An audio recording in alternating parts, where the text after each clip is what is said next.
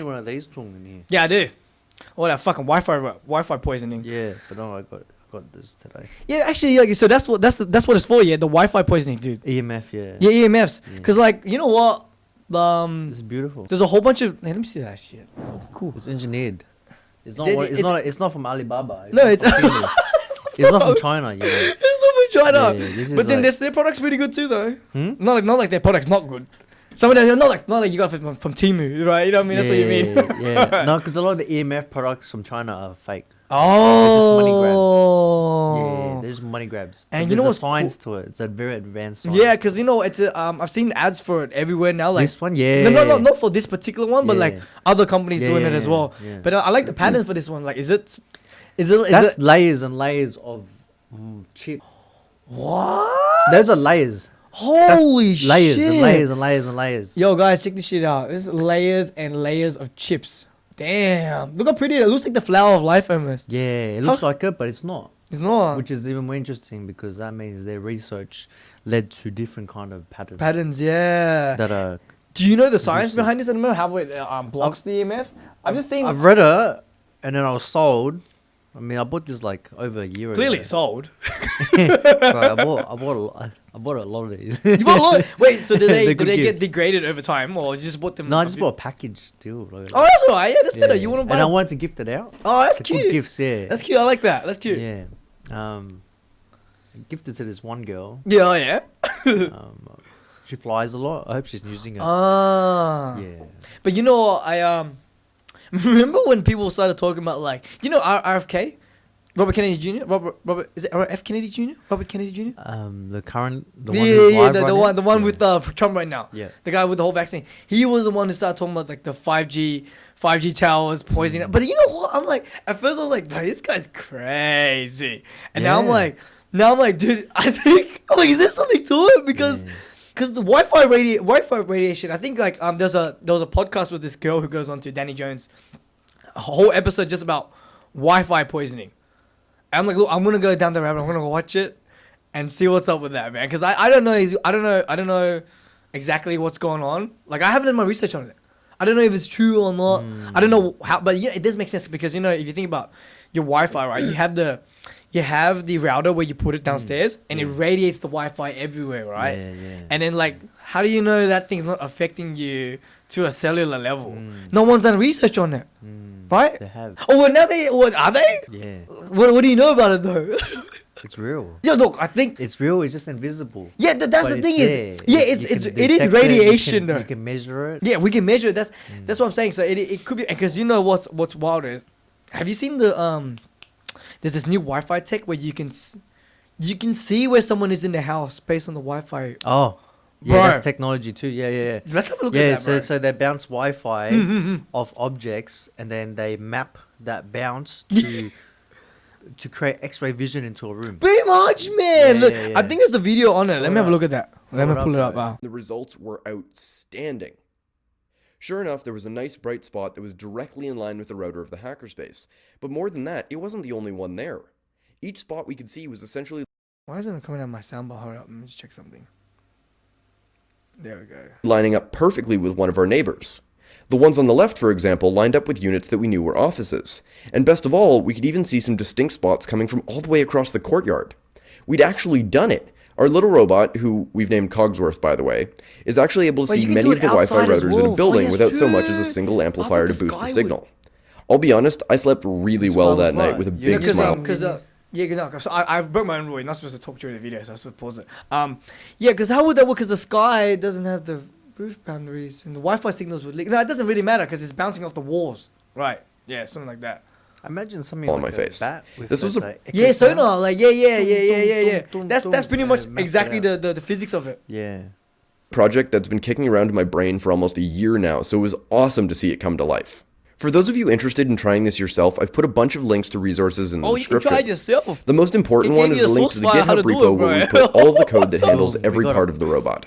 This includes the script used to drive the robot, the GNU radio program that captures the data, and the script Paul wrote to process all of it. Now you may be wondering, Yikes. what's next Do you for a do little these robot? things, Tung? Yeah, Well, I built we've- something very similar to this. As an engineer, like, Yeah. but this is engineering or is this Yeah, like it is mechatronics technology? engineering. It's mechatronics. mechatronics. It's pretty much the degree. Yeah, let me show you my My YouTube. I showed you the thing I built. Oh yeah, let me show you again. No, I feel like you show me again. Yeah, I'll show you again. I might as well put it up for I mean, you. it was something very high fidelity. Yeah, so like it was my thesis and uni. Mm. So your videos. Pretty much looks like whatever that guy was building. Oops. What the hell? That's my channel. It's on your Pornhub account. Right. Imagine you upload your engineering projects to Pornhub. 5 million views. You give them some mad clickbait title. Yeah. Like It's a mad clickbait title. Like a movie star. Like what's the name? POV engineer. Hermione POV. Hermione Granger POV. Bro, you know what? Because you know when all the deepfakes were coming out, that got me. I was like, wow, Hermione porn. Even though she's not my type. I was just you watched it? No, when they were doing the deepfakes of Hermione porn, I thought it was real Hermione porn. So I was like, no way, this exists. she doing porn, dude. There was massive lawsuits happening because people kept doing deepfakes of celebrities and porno videos, bro. Dude, it's really? Yeah, it was a massive thing happening, right? I haven't looked into this. I definitely have for market research. Asking for mate. Where is it? It should be not on my channel, but fuck, where is the video? It's not here anymore. Or is it dashboard? You capping, bro. You got 0 subscribers, 0 videos. Is this your burner account? My fucking capstone project. Where is it? Capstone project. Yeah, it's like the thing every engineer has to do. Is your Wi-Fi secure here? Yeah. Oh well, no. You can got VPN, right? Oh, no, I hope it's secure. I just use my own internet. I use VPN. Oh, you have your own internet on this? On my phone hotspot. Oh, what? Yeah. It's fast enough, huh? But my internet's pretty fast. No, it's more so like your Wi-Fi network. If your Wi-Fi network is not secure, How do you know if it's secure? that's a complicated question. Oh, Yeah. we'll talk about that off camera. We'll Yeah. talk about that off camera. It's stuff I uploaded. Your clips, not. It's a complicated question because you never know what kind of level threat actor you have or you might have. Because I don't know who's looking into my shit, bro. Yeah. Right? I have no idea. Okay, but how do you know? Do you just put like down the software? There's a few steps. There's many ways. It's very complicated. Probably definitely above my pay grade. But I've looked into it because I've had sketchy moments Oh, at my own home because we've got like 7 people in the house, right? So everyone's got multiple devices, right? And yeah, and sometimes your internet gets real slow and you start like, what the fuck's going on? and sometimes I think. Am I hacked? Because if you were hacked and someone malicious is using your network to That's do right. things like botnet or DDoS, Yeah, right. or they're just in your system downloading files. So then now your internet is sending packets and data away. It's like using up your bandwidth, right? So, Yeah, that's right. So then when the internet slows, my internet slows, I'm like, bro, are we getting hacked, or is like the network just congested? And sometimes, well, I even tell because you know when you live with women, sometimes they always online shopping. Yeah, and yeah. you don't right, Yeah, and you don't know what to do. My Yeah. like the women in my house, they always have viruses on their devices. Bro, I'm like, what are you clicking, bro? Dude, my mom's always got some bullshit. That's why ever since I got VPN for her, dude, no dramas. Yeah. There's no issues, bro. Because like, VPN doesn't stop that from happening. no, because it depends on what you click as well. If you keep clicking, but then it stops. At least the VPN stops it from going to a site that's the dodgy. obvious one. Yeah. Like, at least I'm saving like half the. I'm doing 50% of the work by just having the software, so it doesn't like But my internet's been pretty good lately. It's been going at like what? Yesterday it was stable at 230 megabytes a second. So my 2 megabytes per second. 230 megabytes, bro. 230 megabytes. 230. 230, bro. I get 700 megabytes per second. One person, but the whole house of one person, but wait, are you close to the router though? Because my router, No, I'm in like middle of the house. I got upstairs though. It's kind of different, and I had to split it between 3 levels. What router you got? You need to get a mesh network. I got mesh network, You got mesh network. but yeah, hey, what brand is this? a Google Mesh. I think the Nest is better. The new one's better apparently. The Google Nest. So I recently upgraded my home's Wi-Fi network.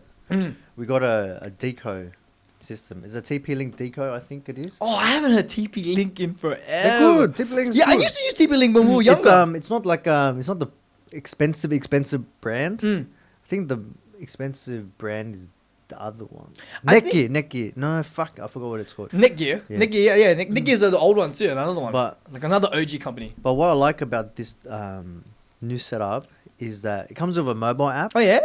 I got the Mesh. Google Mesh has the mobile app as well. And it tells me every device that's connected to my network. Oh, that's pretty Right. good. So that gives me peace of mind. Like, So you know but, who's... but there's people that like, there's like sub communities of hackers, Oh, yeah? very underground. They have these tools they put in their car, or they just wear it, and they walk around and the tool is scanning Wi-Fi networks around them. And at the same time as they're scanning it, they're doing penetration tests. Oh, that's what this guy who goes on PVD podcast. He's like one of the world's famous hacker. He talks about penetration tests. When they come into your house, that's what they do. They do a penetration test to see leaks. I can't remember, I'm butchering it, but he even shows you devices that they have for hacking. And then he got these, you know, the iPhone charger cables? It looks exactly like iPhone Yes, charger. it's called a. I don't know if I should say it. Did you say it, bro? It's called a Hack 5 cable. Yeah, I think that's what it is. That's what you're talking about. You It's plug it in, fucking and they dangerous. control your entire phone. Once you've plugged it in, it's Yeah, over. yeah, Once you plug yeah. it, it's like once you plugged it in, it's already in. Even if you did, That's right. even if you unplug it, the software's been installed, It's right? been the payload has been injected. Dude, that's crazy. That's Yeah. what, bro. That's why I always. Very scary. Don't use people's cables. If Don't- if you don't know where that charger cable came from, don't use it. That's right, bro. Don't use 1 people- second and your whole life is Exactly. gone. Right, they steal your bank accounts. They steal stuff that you Yeah. don't want to share. All that And if stuff. they don't steal it that day, they've planted their malware and they're waiting for the day. They're playing long game. Well, that's why cybersecurity is one of the biggest industries growing right now, bro. Yeah, I have yeah. friends who did like a law degree, they stacked it, and they're doing a cybersecurity degree. Yeah, because it's great, bro. You know how much people get? I've been thinking about it. People get scammed. I've been thinking about it seriously. I'm like, I should maybe do a career change, midlife career change. Midlife, you're fucking 30, bro. Isn't that a midlife? Well, how you doing, Tom? Yeah. Huh? Yeah. So your life's been through your tribulations. My life has been great. Is it good? But isn't it like the middle? No, they do call us middle age, right? 30-year-olds are middle age. No, but is it a midlife crisis? Is it 30? Let's Google it. I'm not having a crisis. I'm just saying it's a midlife career change. Midlife. When I ain't having a crisis. when is a midlife crisis? Look, he already finished my sentence for me. Are we recording? Yeah, we are, bro. cool. Yeah, we are. What the fuck is this? No, I don't. Hackers. Don't allow. Oh, what the fuck is this? Huh? Why are you here? Yeah, why am I here? I bet you it's the WhatsApp that I downloaded. Oh my god, what website did you download it from? Download from the Google, just straight Google. You go from Oh yeah, that's right. Look, You go from WhatsApp. what's hack? What's hack? WeChat. I actually have a WeChat account though. I'm pretty sure I have a credit score, man. Oh, 40 to 60. Yeah, that's what I mean. Like I guess midlife, yeah. If people die like 80 to 100, then that's more middle of a lifetime. Yeah. That's right. Yeah, if you die, well, actually, most people would die at the moment they give up on their dreams. That's what I say. Oh, Bro, that's true. That's Bro, a most better, people live, but they're not living. That's a better way to put it. Bro, right? Most people live, but they're not living, man. Yeah. I say that wholesale because I did a degree, and I'm not even doing the degree, and I was like, oh, maybe this is not what I was meant to do. Maybe I had to study this to become what I became now. Because let's say if I talk about science, no one's gonna listen to someone who doesn't have anything in like an accredited like. You don't really listen to someone spitting out science if they haven't done anything science based in their career. You know what I mean? Let's say off the couch guy. He never did any sciences, never studied it, didn't do uni, and he's talking about quantum physics. Like you're like, do you really know about this? But there are geniuses who dropped out too, though. Like Mark Zuckerberg, he dropped out of uni. He's pretty good. He's a fucking genius, bro. I dropped out of uni. Yeah, that's my point. Like you don't need it, but then like I'm a genius. you're a genius, bro. People keep telling me this. We're gonna start maybe we shouldn't tell the idea here. People gonna What? steal it. What? Oh no, we can just cut it off the channel. No, it's not like some VR stuff. Social media on VR, bro. And the new Facebook on VR. That's what I'm saying. Well, that's how I always imagine that Black Project evolving. Black Project. Remember? Which one? I won't reveal too much. The Black Project I've been working on for the last. Oh shit! That's what I always imagined the evolution gonna be. It'll be like that you put it one. on and you walk through, you shake hands, hi. Right. Bing, bing, bing. That one. Can you imagine it in VR? Yes. That's the future I imagine. Wow. So You get real life schematics. yeah, you Right. put it on the thing, and because you're wearing it, it's like a private experience. Yes. Very private. It's more private than opening a incognito tab and searching or on your phone searching. This is no one can know what. Yeah, and then you can have the app on it too. Yeah. Right. Oh, I'm inspired.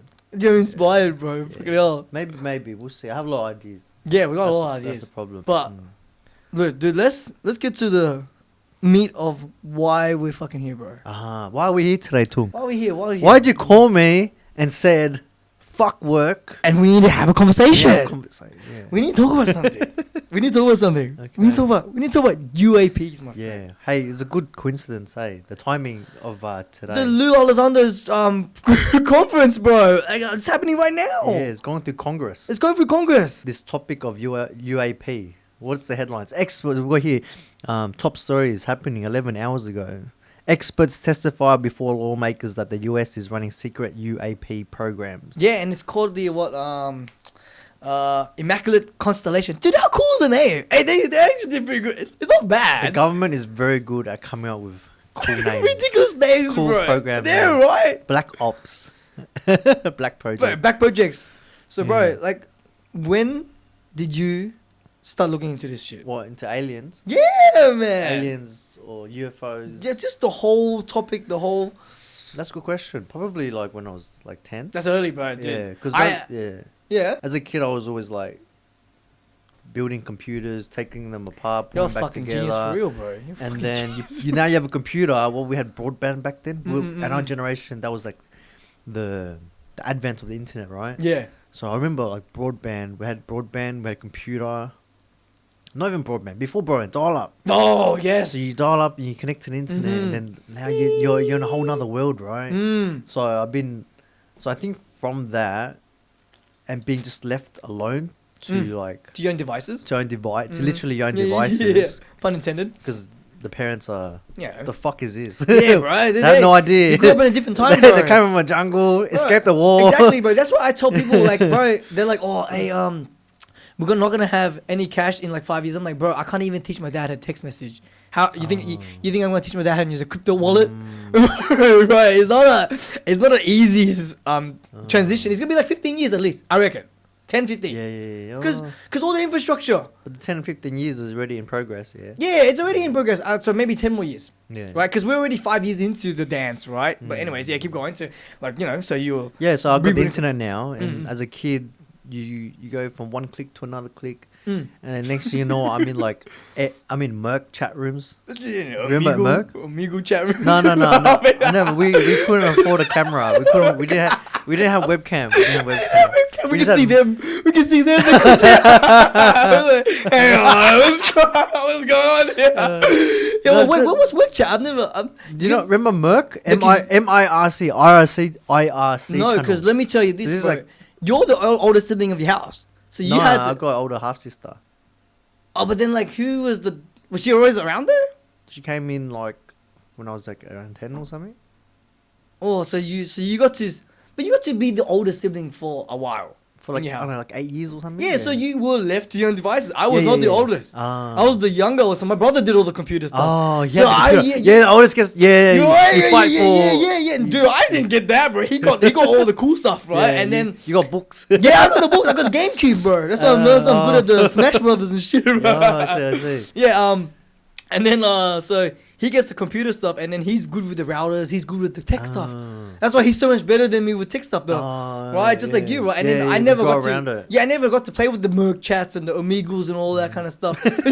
Probably best that you couldn't have access. Knowing me, bro. A very addictive person, bro. Because like when I was, the moment I could, I think when RedTube, do you remember RedTube? What's that?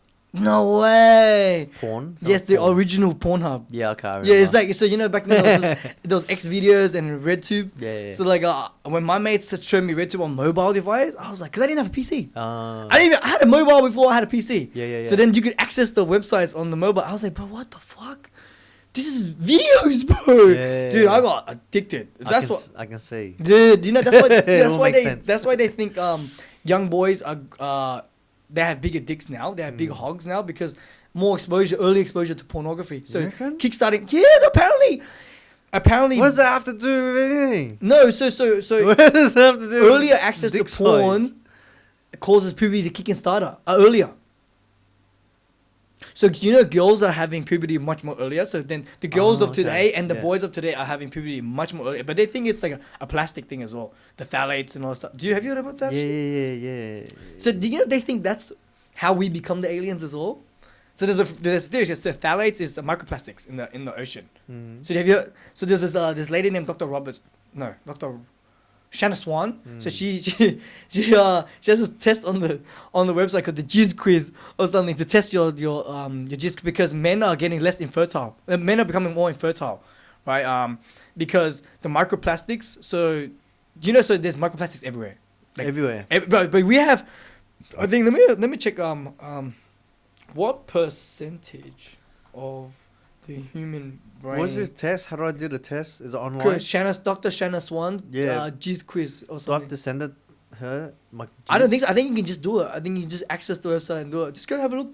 I'll pull this up. What percentage of the human brain is microplastics? No, you gotta. Subscribe. No, it says you gotta. Well, how would they test your jizz? You gotta send it in. Oh, is it just wait? You send it in? I thought it was like a questionnaire or something. Well, how can she tell by a couple of questions? Oh, that's so true though. Fuck, I'm a dumbass, bro. That's right. No, I don't know. I don't know. She has some quiz, something to do with She has a program called Jizz Quiz. Yeah. So what's that about then? Come one, come all. Oh, so check this out, bro. You gotta send her your jizz. Oh, yeah, you guys send her the jizz. Oh, I'm down for that, dude. I'll send her a 4-day load, bro. It's extra viscous. Okay. Check this shit out, bro.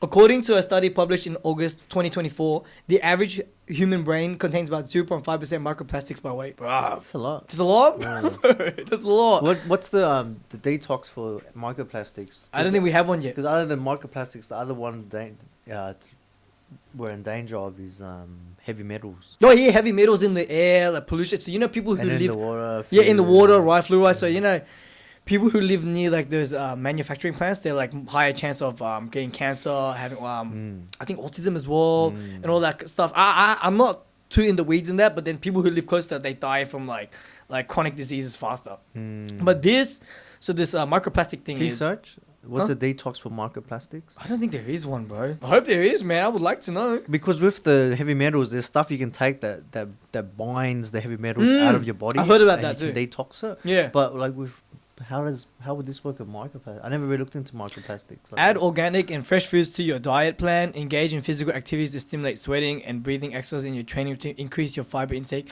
This is pretty much diet based. Minimize the. Oh yeah. So bro, this is why I stopped eating from plastic containers, bro. Like I try my best not to. So and a lot of the plastics is coming from drinking water, bro. Oh my god, we bought bottled water. Bro, yes.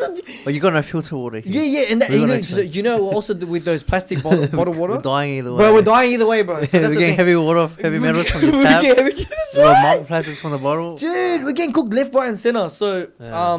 you know what they even say? So, when the water comes here from another country or it's in its shipping containers, the heat from the sun, while it's out at sea, it's cooking the plastic, sending the microplastics into the water. So you can't escape it, bro.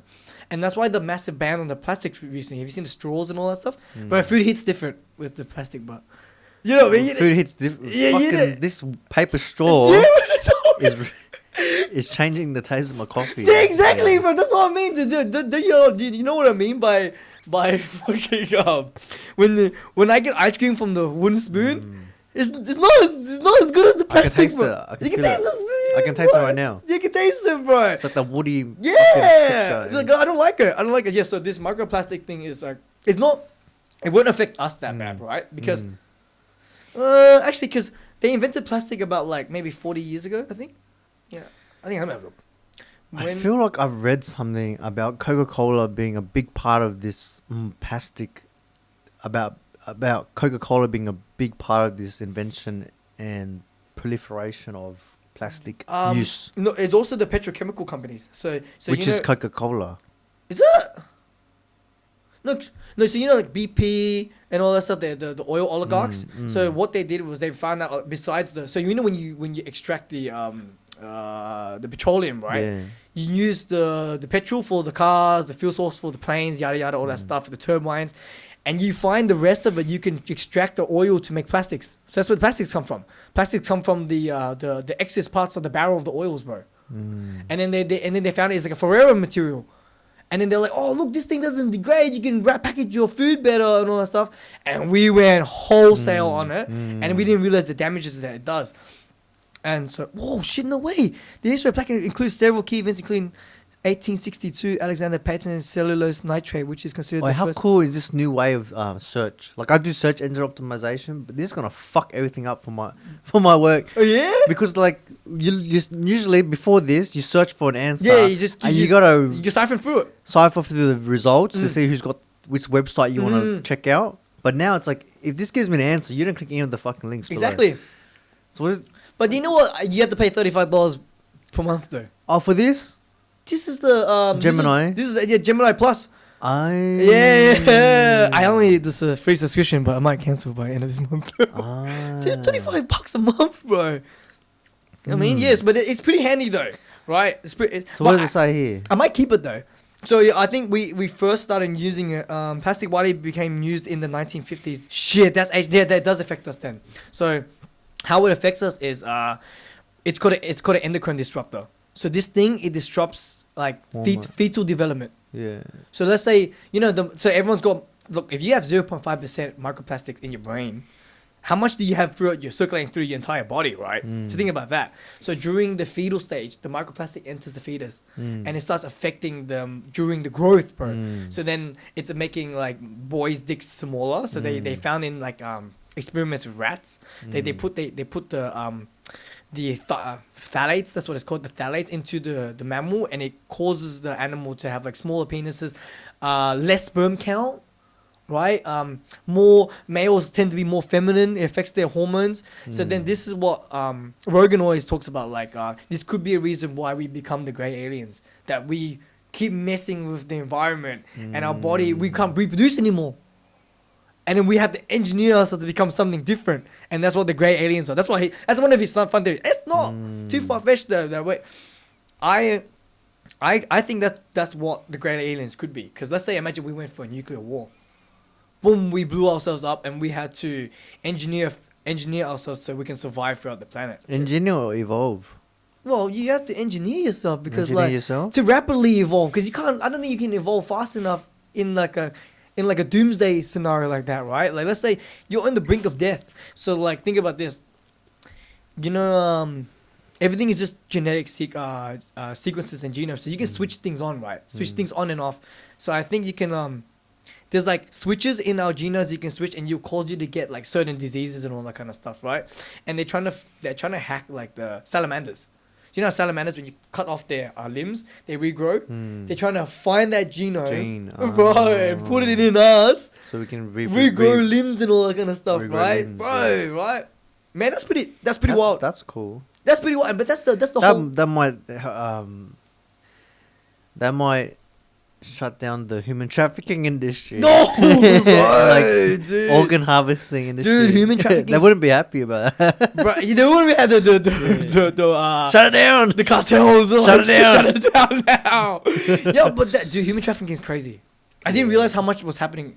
Yeah.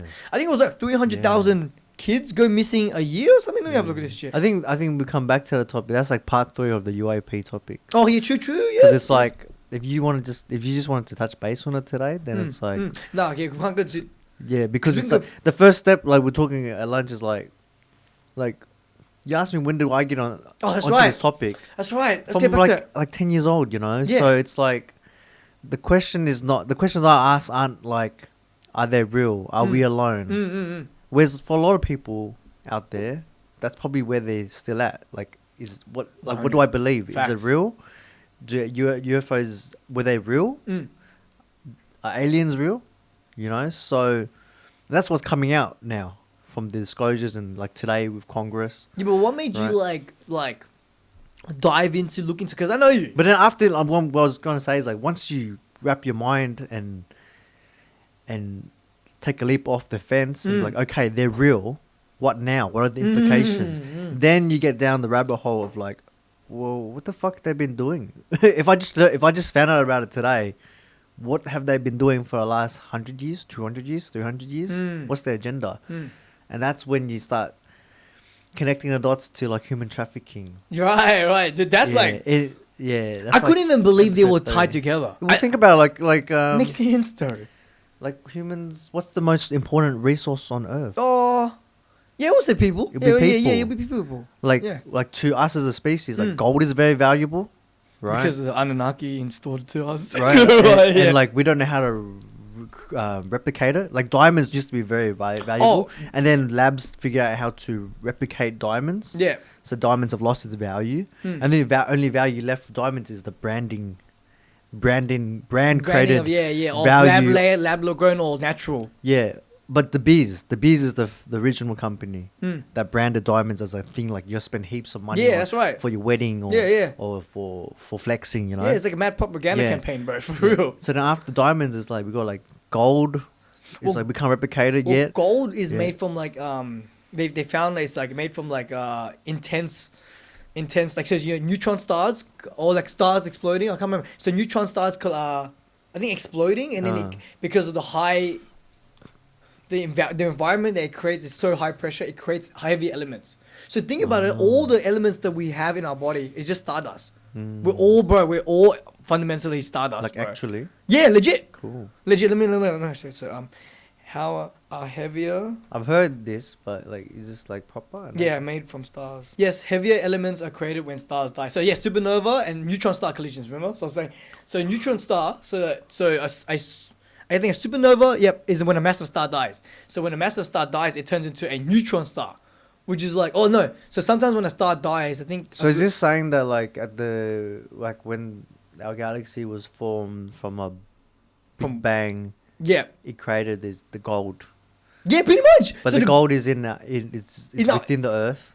Oh no! So yeah, that gold gets trapped within the Earth over time, right? Like so, asteroids hit them, and then the gold gets stuck in there. Oh, so in the asteroids there are gold. Yeah, there's heaps of gold. And when the asteroids hit Earth, the gold goes and land in there. Yeah, they go everywhere. Yeah, they go everywhere. So like a lot of the so that's why there's a massive interest in space engineering, because like bro, the first guy, that's why Elon Musk, bro, dude, if you want to put money in Tesla, that's the thing to do right now, because bro, Tesla's value is going to increase because of Trump as well. It's already increased. Yeah, no, like 23%. Crypto jumped up heaps too. Like 30%. Yeah, man. Yeah. So like that's why like the big push for space mining is the next.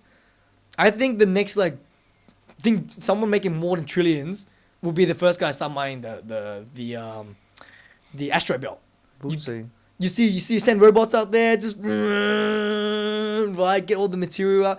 Dude, there is more gold on one rock of asteroid than there is on this whole planet. And there's heaps of them out there, bro. There's heaps. That's why I do Elon, man. He's a bad man. Did you see the rocket where so all asteroids have minerals? They have like rare minerals everywhere. Let me see. Cool. Yeah. That makes sense. Space mining, huh? Space mining. Yes, asteroids contain rare earth metals. Abundance. and an abundance. Asteroids contain all naturally occurring elements on the periodic table, so including rare. Yeah, continue. Sorry. Including rare earth metals, because many rare earth metals are heavy. They may be more abundant in asteroids than Earth's crust. Concentration: the minerals in asteroids can be hundreds of times more concentrated than on Earth. So think about this, bro. The materials that the aliens use to make their energy source could even be on these fucking asteroids, bro. What aliens? What energy source? So, in the UFO lore, they talk about two type of power sources, bro. Because this is why they say they always see them around water, right? Because they're using hydrogen, hydrogen fuel power. Lou says this. Yeah, they're right. It's in the book too. Yeah. So it's in the book too. So why the fuck they keep appearing near water? Near water, right? Yeah, near water. Yeah. So they might be using the water to for hydrogen, because we're building hydrogen cars now. Yeah, and we're finding it's really efficient. Yeah, right? super efficient. It's in the molecule, is it? Yeah, boom, the hydrogen boom, and Yeah. The hydrogen, I think it's like a I can't remember. I need to go deep dive into the Yeah. hydrogen car thing, because I know how the other version, which is the Element 115 version. What's that? So, do you know the Bob Lazar case? I know Bob Lazar. Yeah. But you probably know things I don't know. Yeah, so the Bob Lazar guy is he was, so let's just go back a little bit further. So Roswell crash happened 70 years ago, and then they have this craft. They have the secret program to reverse engineer, which is like the Immaculate Constellation. That's pretty much the program right now, today's version of what he's doing in the 1980s. So in 1986, I believe, when Bob was working in Area S4, in Area S4 in, what's that called? What's the place in Roswell? Nevada, yeah. Las Vegas, Nevada. Yeah, Las Vegas, Nevada, but what's Is the... that? How do Area I- 51. Area 51. Yeah, I'm correct. Area 51, and inside S4. Yeah. So that's the site that he was working on, right? So he was called in because he was a propulsion expert, Mm-hmm. and the engineers were like they couldn't engineer this, like they couldn't recreate this because it was like so out of this world, right? It's so technologically advanced. So they call this guy, and he comes in, and then he believes him and the guy that he's working with discovered how the energy source works. So he was talking about the energy source, the material, before they even discovered it in the Large Hadron Collider. So there was this material that he called Element 115. He's like, it was Element 115. We called it Element 115. And then, so what it does is when you push the reactor into the core of the spaceship, it creates a anti-gravity field around it, right? So all these things are anti-gravity. So it's interesting that the hydrogen thing comes up, but then the hydrogen thing doesn't talk about how it creates the anti-gravity field. No, it doesn't. Yeah. Right, but this this element is called Moscovian, right? So this element is called Moscovian. And then the funny thing is, he talks about the element in 1986 before it was added into the periodic table, bro. And then I think 2008. The Large Hadron Collider created, for a fraction of a second, actually, a lab in Germany created Element 115 for like a microsecond. So then they added it onto the periodic table. So he knew about this Element 115 before these guys discovered it like 12 years later, right? So he talks about the... Was their discovery related to the alien crash? Or was it separate, like, people? Oh, so how he got into it is, he thought he was briefed into it. And then... Wait, who's he again? Oh, Bob Lazar. Bob Lazar, yeah. Yeah. Actually, I'll pull a clip after I explain. So he gets pulled in, and and he thinks he's like, oh, well, he reads the files and he's, oh, this is a strange project. And then he walks into a hangar, and they open up the hangar, and he sees a fucking UFO, bro. He sees a disc, but then it has like an American flag sticker on it. And he's like, I know it. These were owls.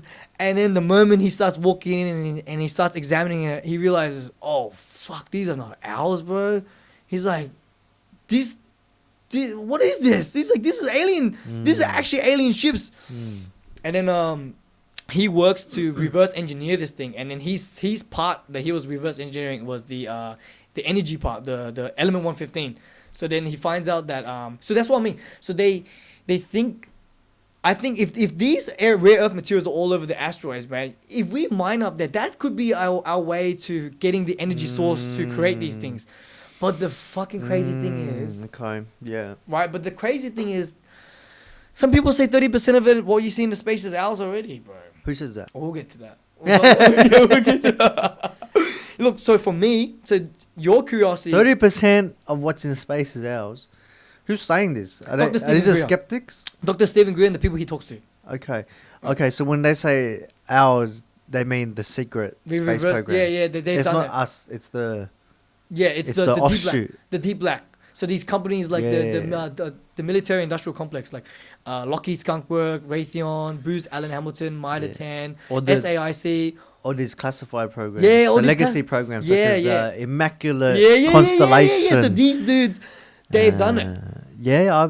That makes total sense. I mean, this program has been running secretly for like almost like 80 years, and bro. they're still running. Yeah, they're still running today. bro. Yeah. And we're only finding out, they exist. Yeah, exactly. We're only finding out now. Declassified. declassified. Yeah, and that's how it look. So that you were always interested. Look, for me too. I was always like, when I was young, I was like, surely there are aliens. Yeah. Right, it has to be. Yeah. I was like, the universe is so big, dude. There is no way in hell that we're the only things around this place, bro. There's no way, right? But then the fact that they're coming here, they're interacting with us, we're reverse engineering them. We have 9 craft, and we're reverse engineering them. Bob Lazar is reverse engineering them. Everything he's saying is coming to fruition right now. And I was like, okay, so for me, when I started going down the rabbit hole, 2018, bro. You know what happens in 2018? What? The Pentagon releases the news article that we don't know what these things on our airspace are. Is this during Lou's time? Yeah, I think he was still in the program at the time. Yeah. What was this, 2017? I think 2018. Yeah, so this would have been part of his work then. Yeah. Yes, the Pentagon acknowledges that it doesn't know what most unidentified anomalous phenomenon is. When is it? 2018. I think New York Times reports it. New York Times. What a great stock photo. Oh, fuck, goddamn, fuck. At this point, you need a membership on every. Yeah, I need. You know what? I was told to myself, I was like, dude, I need a membership on the New York Times, the Daily Mail, all that stuff, because I have to pull it up. Because I know Rogan has all the memberships on that stuff too. Right, and I'm like, tax expense it. Yeah, exactly. Yeah, just like the Gemini account. I'm just gonna tax expense everything, man. But it builds up though. Builds up. So let's look. A lot of people don't believe that they're coming here, right? Yeah. And everyone's just like, I'll believe it when I see it. Yeah. And that's fair. Yeah, but that's very fair. You gotta be a skeptic. You can't trust no one in this world. Yeah, that's right. You can't. Everyone's lying to you.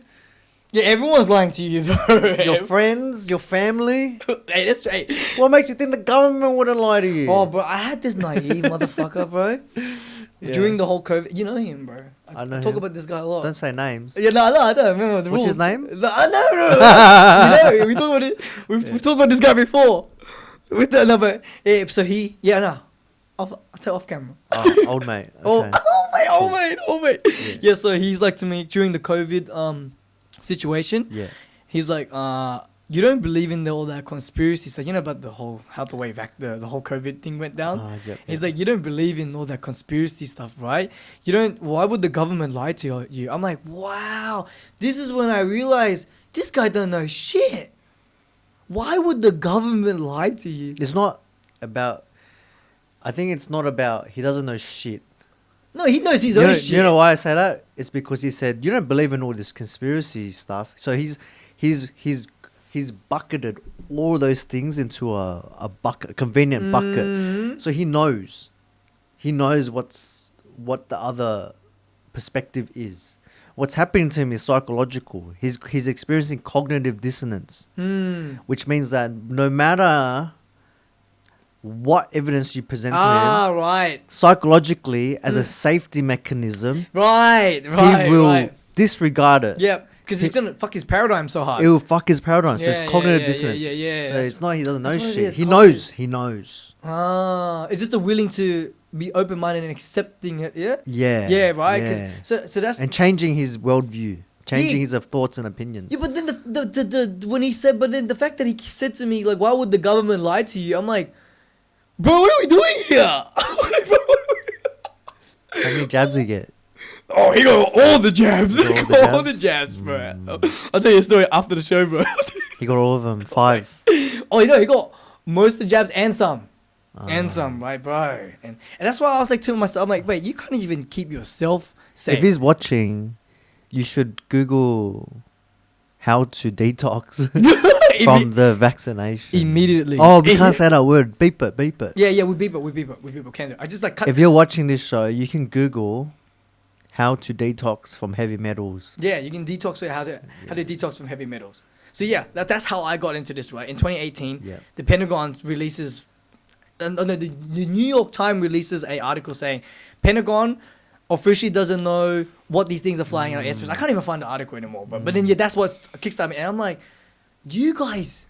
The Pentagon doesn't know what these things are, bro. But now I know they're full of shit. They've known the whole time. They've known the whole time, dude. They have hundreds of 4K video.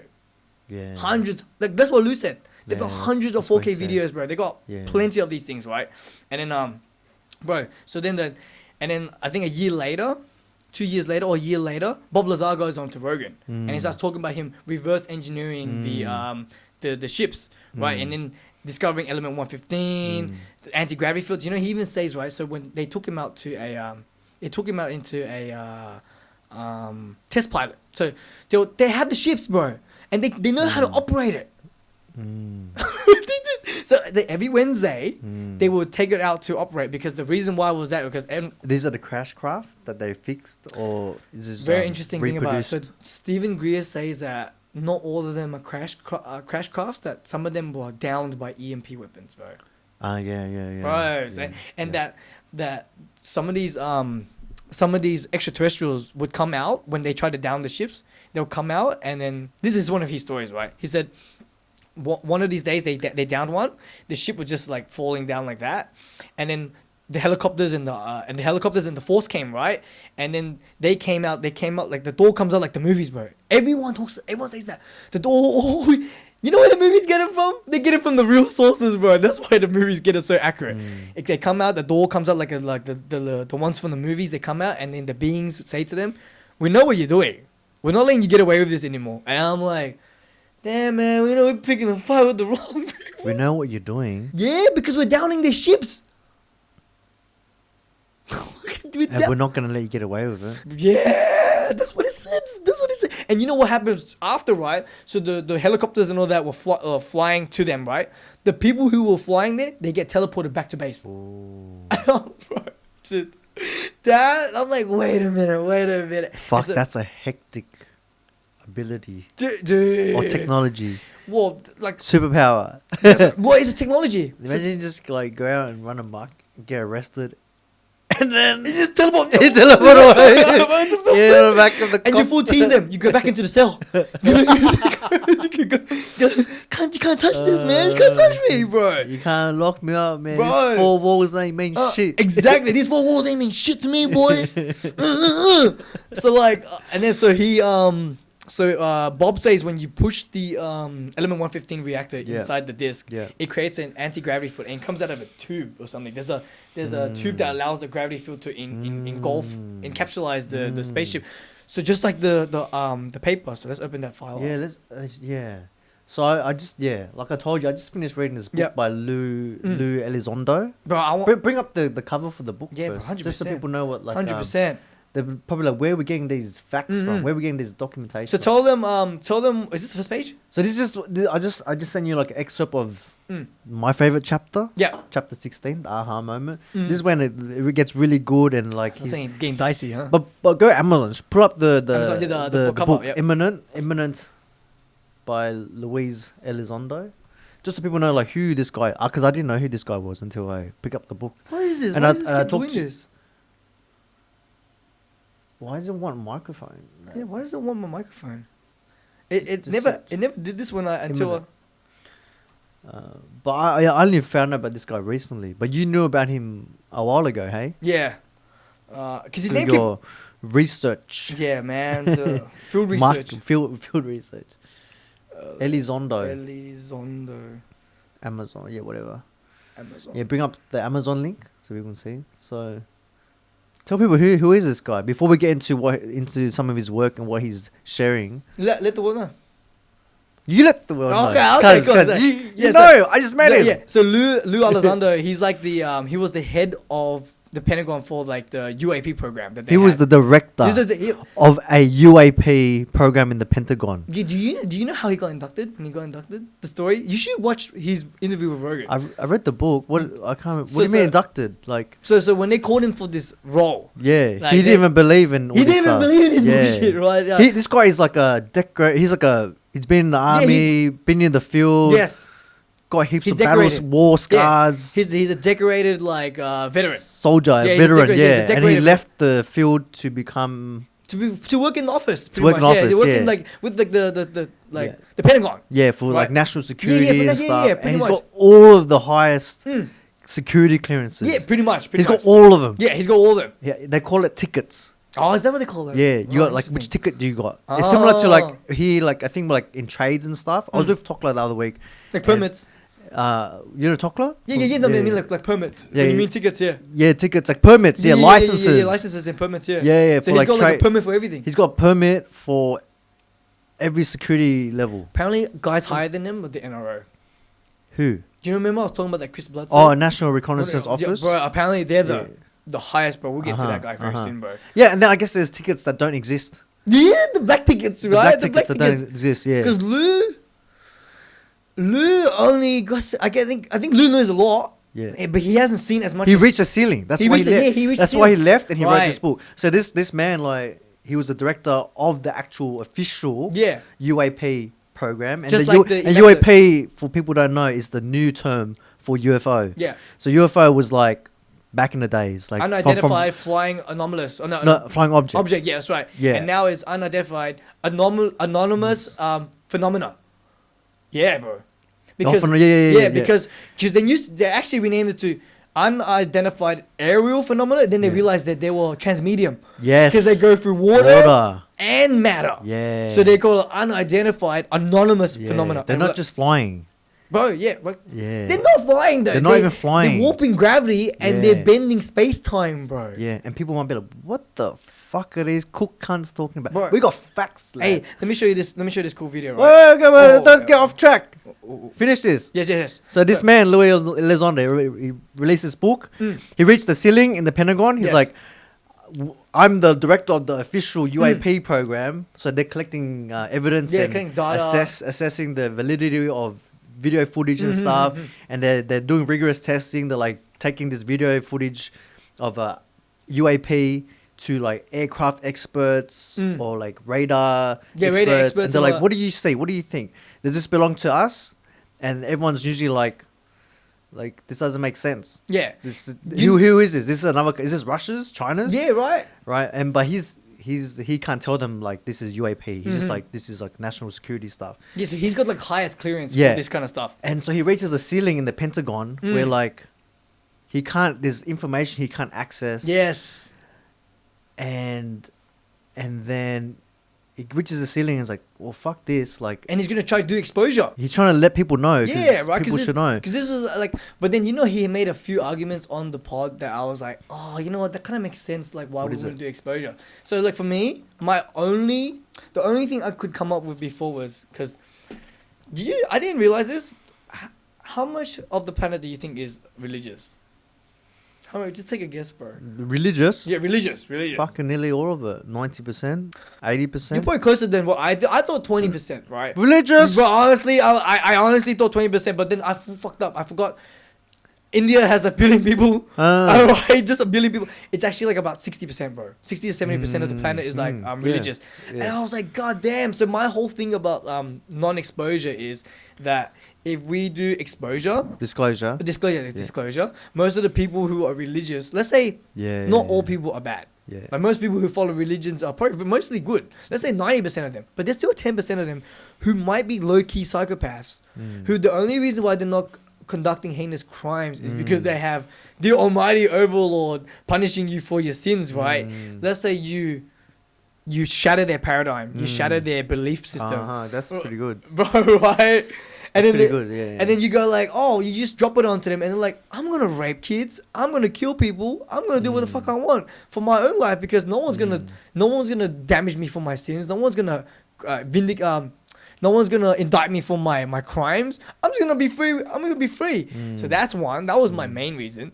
And Lou talks about another one. He says, so think about this, right? So you know how the companies, like the military industrial complex companies, the Raytheons, Lockheed, Skunk, MITRE Corps, the SAIC, all these players inside the military industrial complex. So there's this thing called the Fair Trade Act in business. So all countries have it. So you conduct fair trade. There's no unfair trade. I don't know how. That's a very vague term, but fair trade. So what they put into this context is because these companies have been given extraterrestrial material, their company skyrocketed.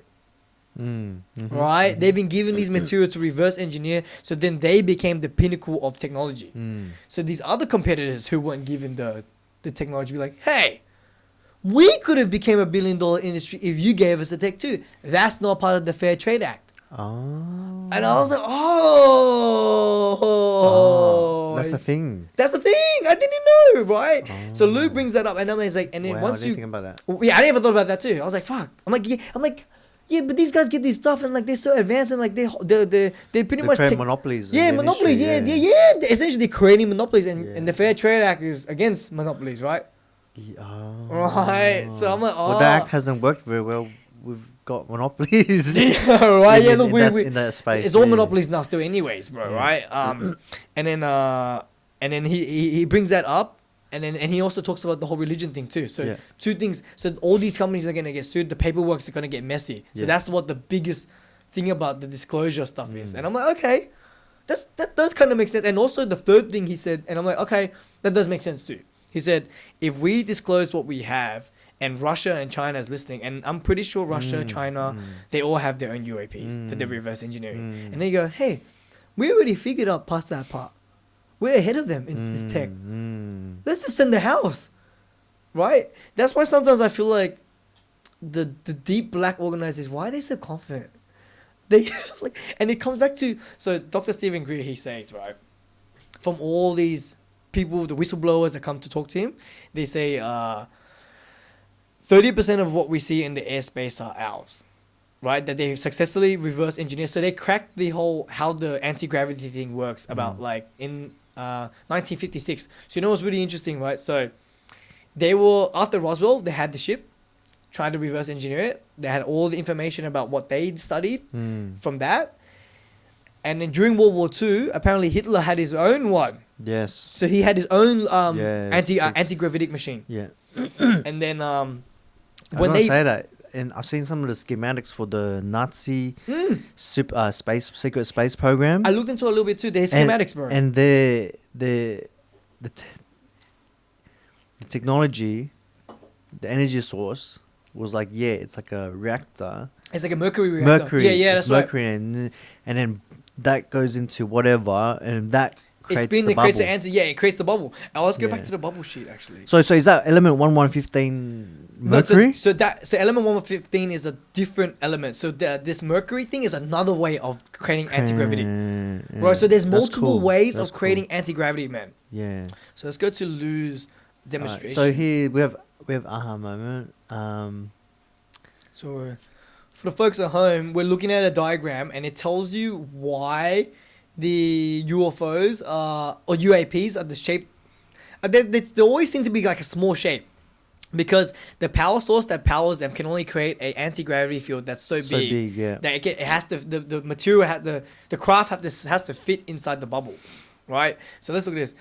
This from Lou's book. Our conversation naturally turned to the possibility of building such a technology. It would take a lot of energy to create and sustain the bubble, say, somewhere in the 3.2 or 5.6 terahertz range. If you were going to generate this much energy, you want to use it as efficiently as possible. That got us thinking more. It also turns out that this bubble, in theory, can only be so big due to the great amount of energy required to create it. So whatever you put in, it has to fit neatly inside the bubble, which is equal distance on all sides from the center. 360 degrees, because you can't be in different space-time at once. You would never want to be part of your craft inside the bubble while another of your craft was outside it. The bubble must surround the craft equally on all sides to avoid catastrophic consequences. There is only one shape in geometry that allows you to be protected. It's the damn disc shape. Right. And you know what's crazy? So you see, before you sent me the files, right? All you see throughout the all the shapes that you see throughout sightings is triangle, cigar, circle, and disc shape. And as soon as you send me the paper, you send me this one. Can you just press next on the photo? No, because it's not the next file though. You can just press next on the keyboard. No, but it's faster. Because I can. Can it work? Yeah, Arrow keys? Yeah. Oh shit. Yeah. Cool. Yep. Yeah. So for the folks at home, there's a diagram that explains to you why why these craft are the shape of cigars, discs, and triangles. Because the energy source creates an anti-gravity field, right? And that gravity field can only be so big. It can only be so big. So let's say you have a massive shape like a triangle. You have 3 reactors. You can see 3 reactors there. And even the bigger triangle has 4 reactors, right? Yeah. And like it has to engulf the entire craft. And then like that's what they see a lot that's coming from these like underground bases in Utah, bro. Uh-huh. So there's this thing called a dome. Bro, it's very clever, bro. They use the abbreviation of dumb. Deep underground military base. You look at it like this sounds like some dumb shit, bro. Ah. Bro, dude, they're playing some mind games, bro. Right? They're very good at naming. They're very good at naming Branding, stuff, bro. yeah. So let's look at some craft, bro. Let's look at some craft. So remember I was telling you, they had the fuck. They had craft that was going through so there's crafts that go through walls and all that stuff, right? It goes through rocks, right? So that's why it's called a transmedium device. It's called a transmedium can go through water, go through matter, go through all this stuff because it's bending space time. It's not in our space time reality, right? So this one is. So do you know Skinwalker Ranch? Yeah. Yeah. So these guys study Skinwalker Ranch. This is like what you call it? This is like a mesa. A mesa is like the Grand Canyon has those cliffs. Yep. It's like a mesa is like kind of like that. A mesa. Yeah, it's called a mesa, and you'll see what I mean. So you see this UFO go into the mesa and then out of the mesa. Watch this. How crazy is this, bro? Went behind the mesa. Where'd it go? Go right behind the mesa? Yes. And on closer inspection, it appears as if there's a corresponding light and illuminated area on the mesa itself in what I interpret to be directly below this thing. There it is, right there. There it yeah. is. Okay, do you see that brightness that's showing up on the land? Yes, I did see it. Yeah. Back it up a few frames, Eric. Oh my gosh. Yeah, so you're talking about this flash right here, Yes. correct? Okay. Yes. You know where that is? Yeah, it's right by the petroglyph. Yeah, in the East Canyon over It's there. right over there by the stone circle and the petroglyph. So there's a petroglyph on the wall, bro. So you know like the NASCAR line images. So there's like some sort of like carving inside that wall on the wall of that mesa, and for some reason it flashes a light on it, and it goes into that section of the mesa. Some people, so they try to dig into that, destroyed all their drills. It destroyed all their drills. It made people sick. EMF sick. They get like full sick, and they get scarred. They have PTSD when they try to drill into that mesa. They think there's some giant fucking spaceship in there or something. Now there's more. Oh, there's more? Now watch what happens as we play through. I want you to watch over the landscape itself, over the field.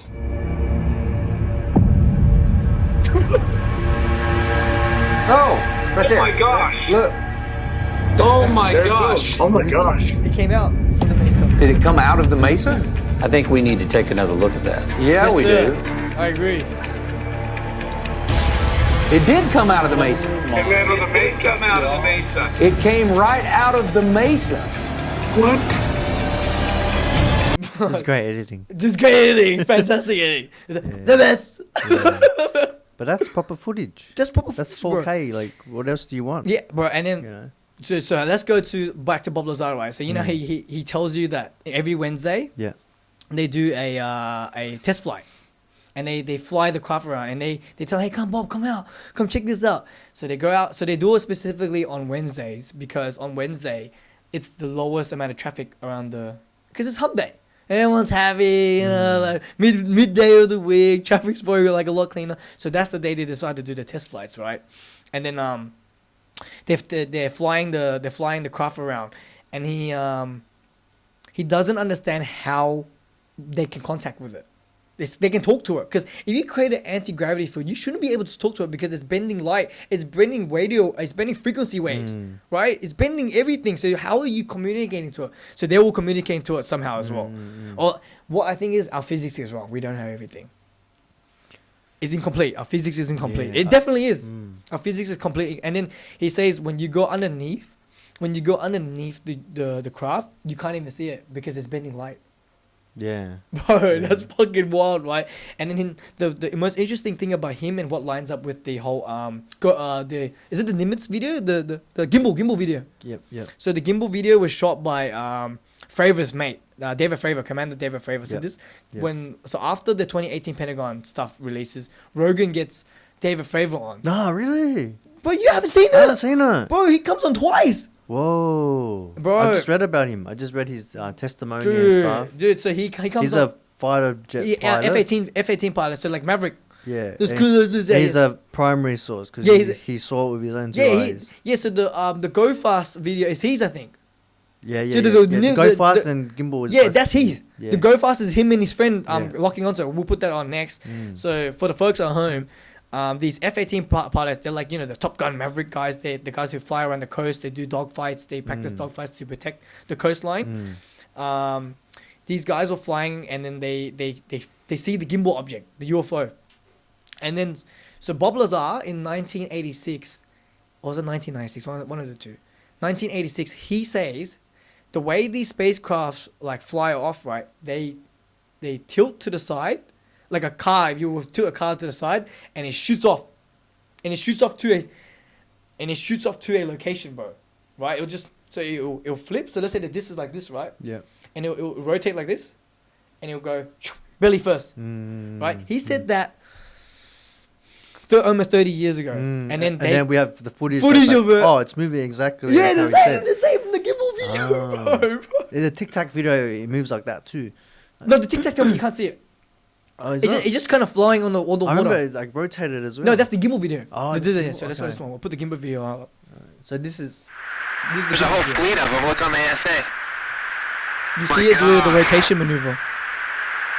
They're all going against the wind. The wind's 120 knots to the west. Look at that thing, dude.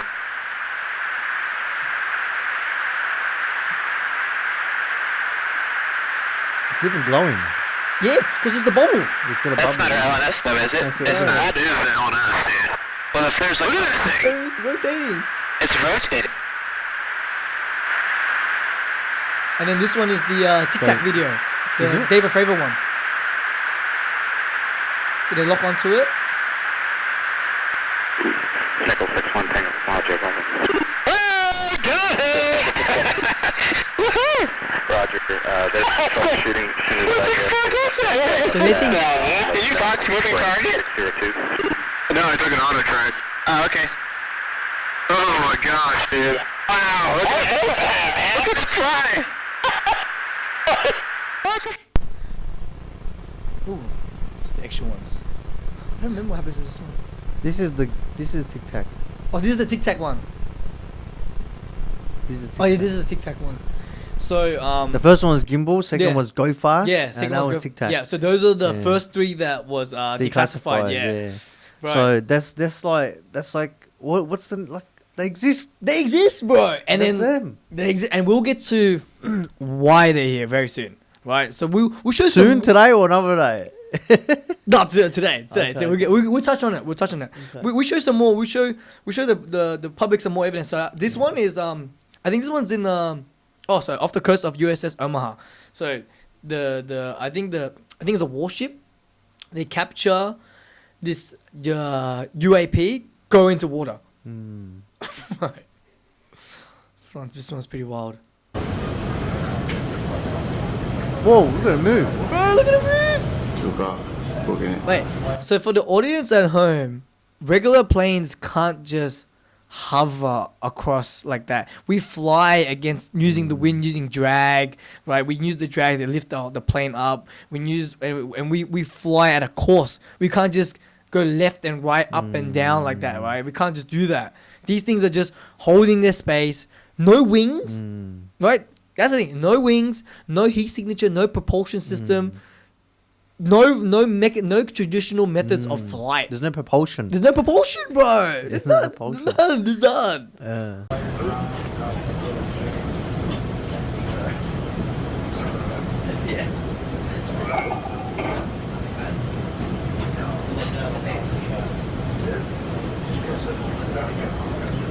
Break Omaha, Pickney Kid, Rockville Pearl to pass ability to launch Hilo ASAP. Splash to get a bearing and range. Got 2 minutes, 30 knots. Keep going, bro. Let's wait on it. We're making 10, so we could probably bring that 35 relative. Windy as fuck outside. Sir, Yeah, that brings down. we got a lot of white water out there, so 6-foot swells. Whoa, it's getting close. Yeah, we have 31 knots sustained wind, topside, gust of 40. Whoa, splashed. Splashed. Mark bearing and range. Bro, you hear live audio of the It's amazing. of them saying like, "Holy shit, that thing just went from the air to the water. No wings, no propulsion, no propellers, no nothing." Right? That's And, good, bro. You make sure you save these, yeah? Yeah, bro. Yeah, I got. No, I'll I make got. a database of it. Yeah, I got them on the history already. Good, Yeah. good, So good. and this one is like so the Chilean Navy crew, they capture this as they're flying. So they. Chilean Navy? Oh no. Oh yeah. So this one is yeah. So this one is releasing plume. So this one gets caught releasing something into the atmosphere, bro. Okay. I haven't seen this. Cool. Right. This one's pretty wild, man. So they watched it for like I think 10 minutes. I think this is not even the full video because they're not gonna give us the full video, but obviously. The CEFAA, the Chilean government agency which investigates UFOs or unidentified aerial phenomenon, has declassified and released never-before-seen video from 2014 showing a mysterious Recent, flying object 10 years ago. of which they suggest could have been a UFO. According to a press release from the agency, a Navy helicopter spotted the unidentifiable object while patrolling a coastal region near Santiago, Chile. The unknown object was seen flying at a constant speed, similar to that of the helicopter, and moving forward. The pilot tried several times to communicate with the object, but he received no reply. Air traffic control failed to detect any flying objects on radar. In 2 instances, the object ejected some type of gas or liquid with high thermal tracking. Captured on video, you can see a massive plume of material trailing behind the object. Moments later, a second ejection of the unspecified discharge. The flying object was visible for about 10 minutes before disappearing into the clouds without a trace. What could it be? Was it a UFO? Air Force photo analysts confirmed that the 3-dimensional object was real, with volume and showcased control in its movements. They established that there was no evidence of hoaxing or alteration of the video by any computer application in the editing and processing of the images. Officials also ruled out a bird or flying insect, a drone, parachute, or a hang glider. After an extensive study, the Committee for the Study of Anomalous Aerial Phenomena agreed it had all the characteristics to be classified as an unidentified aerial phenomenon. For FoxNews.com, I'm Rob Demetrius. Holy shit, man. What the fuck is that? Dude, That's and you know shooting what? out. You know what actually The scared plume. me? It scared me a bit because I'm like, what the hell are you releasing? What do you mean? What is it releasing to the atmosphere? Oh yeah, what's it releasing? Like, I thought these guys are hostile. You know Some what I of them mean? are hostile, I reckon. Oh, apparently, yeah. I think not all of them are I hostile. reckon it's good and bad. Yeah, I think that makes sense too. I think it absolutely makes sense. That like, how can you think this can only be just good aliens? It has to be good and This- bad. this It's is the law of nature. You know, there's a whole conspiracy saying that there's a battle for Earth right now. There is. Yeah, I don't know. There could be, right? Oh, is this conspiracy? There's conspiracy. I There's thought, a. I thought we were talking facts. We don't know. This is just a story like that there's a battle for Earth right now. The good versus bad aliens are fighting over the planet. Yeah, But that's a story, bro. Big cosmic drama. Yeah, because like I said, I think there is a galactic federation. There has to be, bro. Because if this is your bad aliens, it's gonna be a good alien. It's gonna like, hey, you can't let these guys run amok, right, dude? Because think about this. We as a species, what do we do? What do we do? Conquer? Exactly. Invade, Right. rape, Invade- pillage. Exactly. We invade, rape, destroy Repay, culture. Slave. Right? We've been doing this. Profit. Yeah, for profit. We've been doing this for forever, man. Bro. There's heaps. I got a few more. So this one has got no audio. But this is also, I think this is It's very clear. Yes, San Juan, Puerto Rico. So this is in South America as well. So the last one was in Chile. Where is it? It locks onto this guy. So for the folks at home, this plane or drone locks onto a craft that zips through some airspace very soon. I like all this like tech on the screen. Like, Yeah, because it tells you altitude, Yeah. range, and all that stuff. well, But look look, how fast it's going. dude, no wings. No wings, no propulsion systems. See, this is when so this is shattering my paradigm, right? I went from, yeah, there has to be aliens, to, wait, they're here? Wait, we have footage? Wait, we're reverse engineering them? Yeah. We have ships? Yeah. Bro, my paradigm got fucking shook, bro. And, it looks like there's a bubble around it too, man. Yeah, there. Bro, do you see that shit? Yeah. Bro. Damn. So like, think about this. This is what Lou says. He's like, there's two types of people who take on this information. people who immediately know the impact of how important this thing is. Because look, I tell my mates are like, "Why do you care about this so much?" I'm like, "Okay, right. Yeah. Why do I care about this so much?" It answers one of the biggest questions in human existence. Are we alone in this universe? Are we the apex of this universe? Clearly not. Well, look at this thing. These things are visiting us, and what for, bro? Why? Yeah, bro. Why do you think they're visiting us?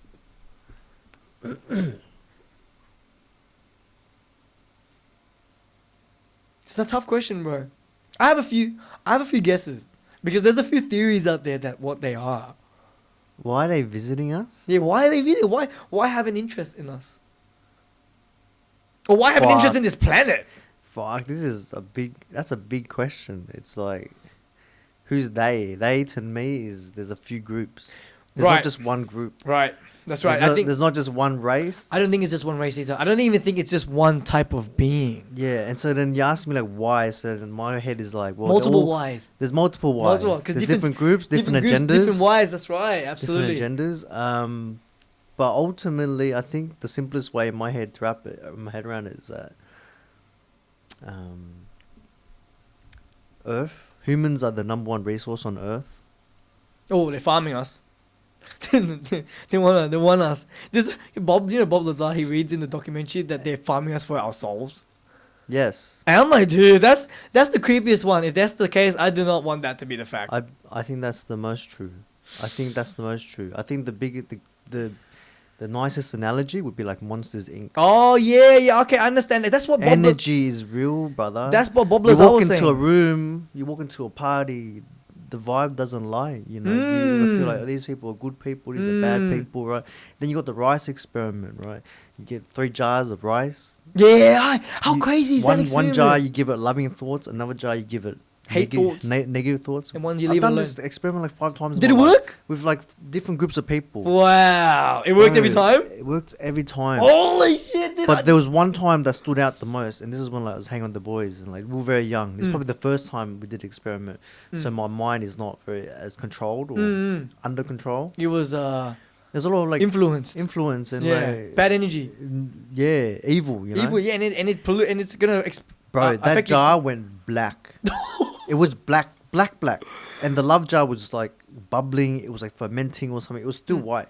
So we got a white jar and a black jar. It's black. And you did it 5 times, bro. I did it 5 times. After the first time, bro, what the fuck, guys? We need to do it again. See it for yourself. We need to replicate this. Yeah, you gotta replicate it. And that's how science works. If you can't replicate the results, right. then that result was an anomaly. Yeah. So that taught me a lot. That's like our thoughts have effect on the material world. Well, that's right, because when we were talking at lunch, like I think our brains are quantumly entangled to the universe, right? Because we're all at the to the deepest level. We're fucking particles. Yeah. We are fucking particles that is just phasing through slices of time. That's a nice way to look at it. Yeah. Right, dude. Yeah. We're just, there's a big theory in quantum physics right now that the past and the future all exist at the same time. Right? That you know how in the double that. Right? You know how the double slit experiment, you know how you have the observer effect? Yep. So when you have a particle, right, it's not just a particle, it's a wave of probabilities of where that particle can be. So that's what the wave function is. So Schrodinger's equation.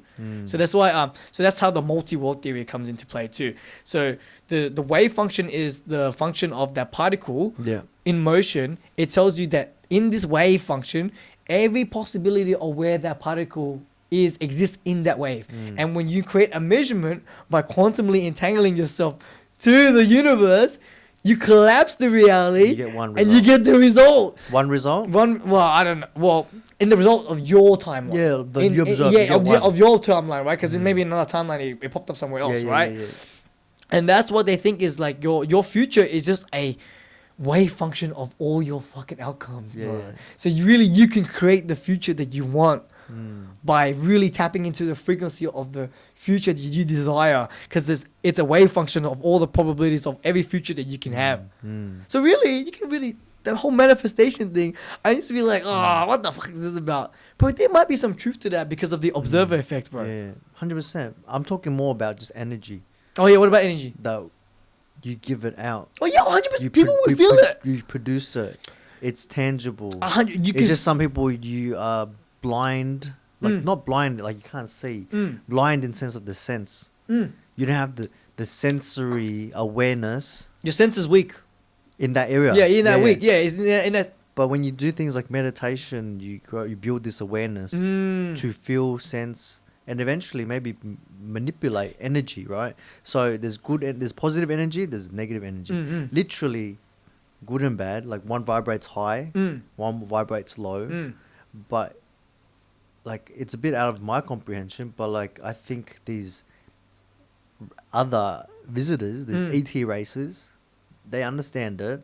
Yeah, 100%. And they can farm it. Yeah, well, that's what Bob Lazar was talking about, It's like bro. if we produce this energy, That's scary, man. I don't like that. you don't like that. I'm scared. Like Like, think like Monsters Inc, bro. yeah, I don't. But I don't like that. I don't like that. If replace that's the monster with an alien. yeah, but I just don't like that because it's scary. No, It's bad. I'm not denying it. I'm just Yeah, like yeah. I just don't like that to be. I'm truth? scared. I'm scared. Oh, yeah. shit. I was not. Yeah. What I mean, I'm scared. That's the truth because if it's in the text, if he's talking about it's in these books that they're saying, Yeah. right? Yeah. That I don't want that to be our reality, right? Because that's the scary thing, Yeah. right? Yeah.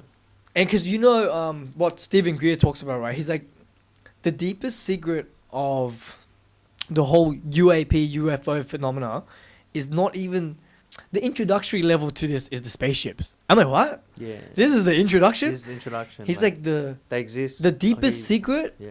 of the UFO phenomena is the study of consciousness. I was like, fuck, right? Because they're going through it as well. yeah, because they're going through it as They're all well. these questions as well. Yeah, exactly. They're trying to figure it out. Remember, Right, so remember when I right. asked you what are they here, right? I actually had a conversation with someone at a party once, and I was fucking tripping on acid. I was tripping on acid, right? And then I was like, but I already had these thoughts prior to the acid, right? But I just brought it to the table to him, and I'm like, look, if these UFOs are scavenging the universe, so I think the narrative there is three things that are visiting us: actual extraterrestrials, right? Interdimensional beings, and us from the future. So that's the narrative, bro. That's the three things visiting us. Three different agendas, like you said. I agree with those three. Right. Three different agendas, Were right? they extraterrestrial? That means they're not from this. From this planet? terrestrial? Yeah. They're from another planet. Yeah. You got interdimensional. Yeah. They're from a higher plane, dimension. higher plane, Higher high plane. density, And yeah. us from the future. And so that's time. For That's another time, right? Mm. Bro. And the thing about the interdimensional beings, right? You know what? It makes sense to me. So think about this.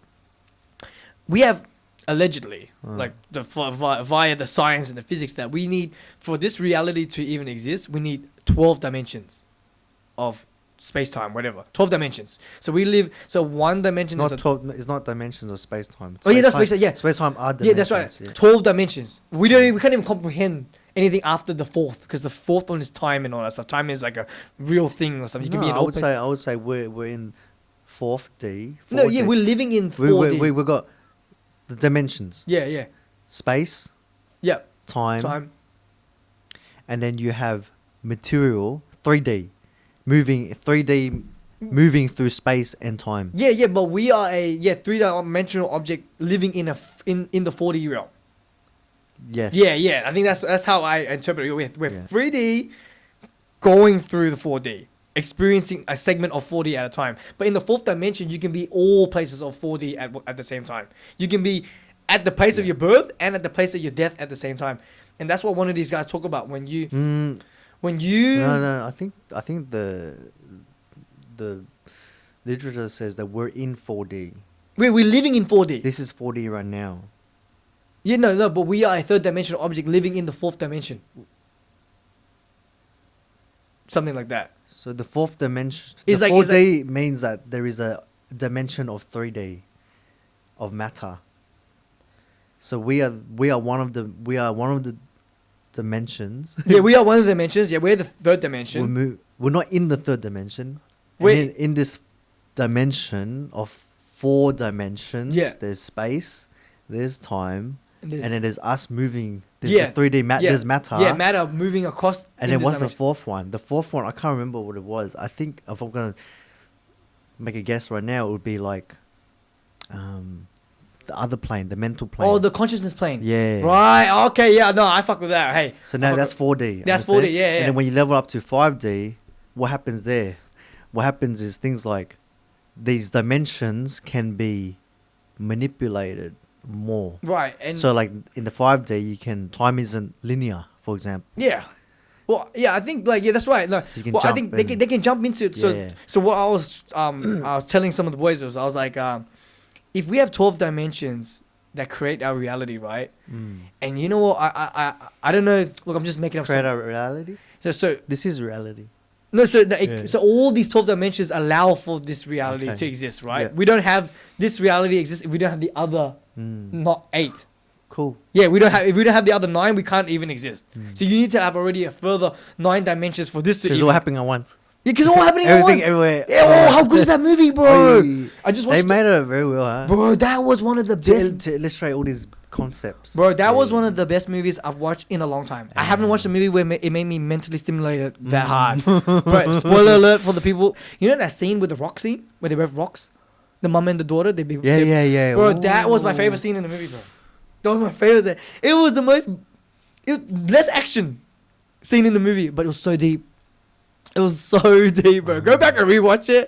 I don't even want to spoil for the people at home, bro. It was deep. It was so deep, bro. And That it gets pushed. She yeah, gets pushed off. No, she jumps. She jumps off, bro. I was like, shit, dude. That movie So good. is 10 out of 10, bro. You know what? When you watch it with people, it's a good gauge of like where they're at. With true. Because I watch it to people I like really respect and like I think they're really smart people. And then you But really, when you watch this movie, there's like so many concepts. yeah, but there's that- spectrum of smart, bro. You can be smart here, but not like empathetically That's what I'm smart. getting Yeah, to. yeah, That's yeah, what, yeah. like they're smart in what they know. Mm. But then you put this movie and it's like this is fantasy. This doesn't make any sense. Oh yeah, man, and it kind of offends you a bit, but it kind of Offends? It offend me. It offend me a bit. If he's like, this is fantasy, like, Oh, damn, no, I bro. don't get offended. I'm just No, like if in my head, I'm like, damn, you're not respecting this shit, right? You know? oh, like yeah, this is a fucking Like, masterpiece. this is a masterpiece. What How do you- dare you put dirt on the Yeah, name? it's like we're not even watching the same movie right now, Yeah, bro. yeah, You we're know what I not. mean? We're not watching the You same know what I movie. mean? Exactly. Yeah, they're like their brain hurts. They can't comprehend it. Right, but then they're so technically sound. In Right, everything else. in everything you know, else, which is, right? Well, it's a good gauge of like where someone's at. Mentally, deeply, right? Some people don't. No, think- like with their grasp on reality. Yeah, that's what I mean. That's what I mean. Some of these, My reality. but some people don't understand. Like, Yeah. and I've noticed this thing about people who've smoked pot and who've done. I don't smoke pot. I don't smoke pot. People who've engaged in like meditation or psychedelics for higher level to achieve higher level of consciousness. Or to Oh experience yeah, it. to experience it, right? They just have a different outlook on life. Like some of those people, there's people who are always on Adderall. They have no clue. When you watch that movie with them, you're like, it's like they're experiencing the movie like if they're on Adderall, bro. This is lame. This is fantasy, bro. Right? Whereas people like who look into different realities and look into consciousness like the way we do, like we perceive the movie different. So that's why it's pretty cool that you say it's a good gauge. I might do it with the Do it with the yeah boys, yeah yeah do it do it with with the the boys boys, and yeah. see who picks up what when they watch the movie. Because dude, it's a They fantastic. pack so much into it. Holy shit, bro! How funny? Spoiler alert. People think it's like, oh, this is fantasy. Bro, this is real. And the movie is so good from start to finish. Yeah. Bro. The pacing, the writing. Dude, the casting is so good. The casting is so good. Especially that nerdy Asian dad. Yeah, the old dad in the wheelchair. No, the Oh, guy, he's cool the too. husband, The husband is fun, bro. The He's a husband is so good cool. guy. The husband's hectic because he's in another movie that has to do with multi dimensions too. You know Loki? Oh He's in Loki as well, bro. Yeah, I was like, damn, I know this guy. Bro, they nailed that movie. That was a fantastic movie. For me, it was like top 5 movies I've ever watched. I put it up there. I put it up there I too. put it up there, dude. It's a gangster. Because even the comedy was incredible. You know, it was super low budget. We should get some. Never mind. Have a movie marathon with some. Yeah, we should. With some cigarettes. Some cigarettes. Some cigarettes. Are we talking about the same thing? Yeah, no, but we had to say cigarettes. We had to say some like bottle openers and. yeah, that's right. We need to induce our level of consciousness with alcohol. Yeah. Alcohol. And no clothes, what? And no clothes, no clothes. Yeah. Look, I'm down for that movie session, and we just kind of, or we can watch it, or even just like break it down ourselves. How we see it on the show. Yeah, No, I watched it like 3 times already. Bro, I want to watch It's it great again. rewatch. Dude, it's a fantastic watch, bro. I recommend the movie to anyone. It's one of the best movies. Yeah. How do we get here? How did we This get meant to to be a UIP episode, brother. No, but it's everything under the sun. So you know what I mean. We Everything can under the sun. so we can tangent on it because everything kind of Oh, relates. this is related because we're talking about like the beings, right? where they're coming from. Where they're coming from, yeah. But how did we Where get to the they movie though? Because the movie talks about like Multi-dimensional. The Yeah, multi-dimensional right. things. Yeah. So there's these beings, right? So they talk about. extraterrestrial. They talk about so interdimensional. think about the extraterrestrials, right? It makes sense that they would be our water sources. They're collecting resources. So remember, I was telling you, maybe Earth is just a pit stop for water. For resources in general. Look at this planet. There's so much shit That's here, true. right? They just come here. I was like, guys, we're running out of water. Let's go get some water. They're always seen at water reservoirs or water source places, right? They're always seen around there. Or maybe you just need a fucking pit stop because you're like, bro, we're pretty tired. We've been traversing the universe. Let's just take a break for a little bit, right? Yeah, we do that. Like, and I always tell my mates this, right? When you do a road trip from New South Wales to Queensland, what do?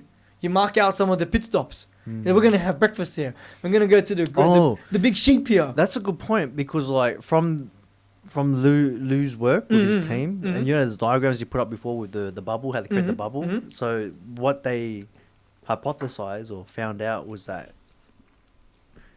when we see them moving like like in the video of the Go Fast footage, it looks like they're going incredibly fast. You don't realize they're going through some time warp, man. But really, they're not going fast. In their bubble, in their spaceship, in their bubble, they're moving like normal speed. Yeah. But they're warping time and space around them. Right. So to us, they look like they're going like a really ping pong. fast.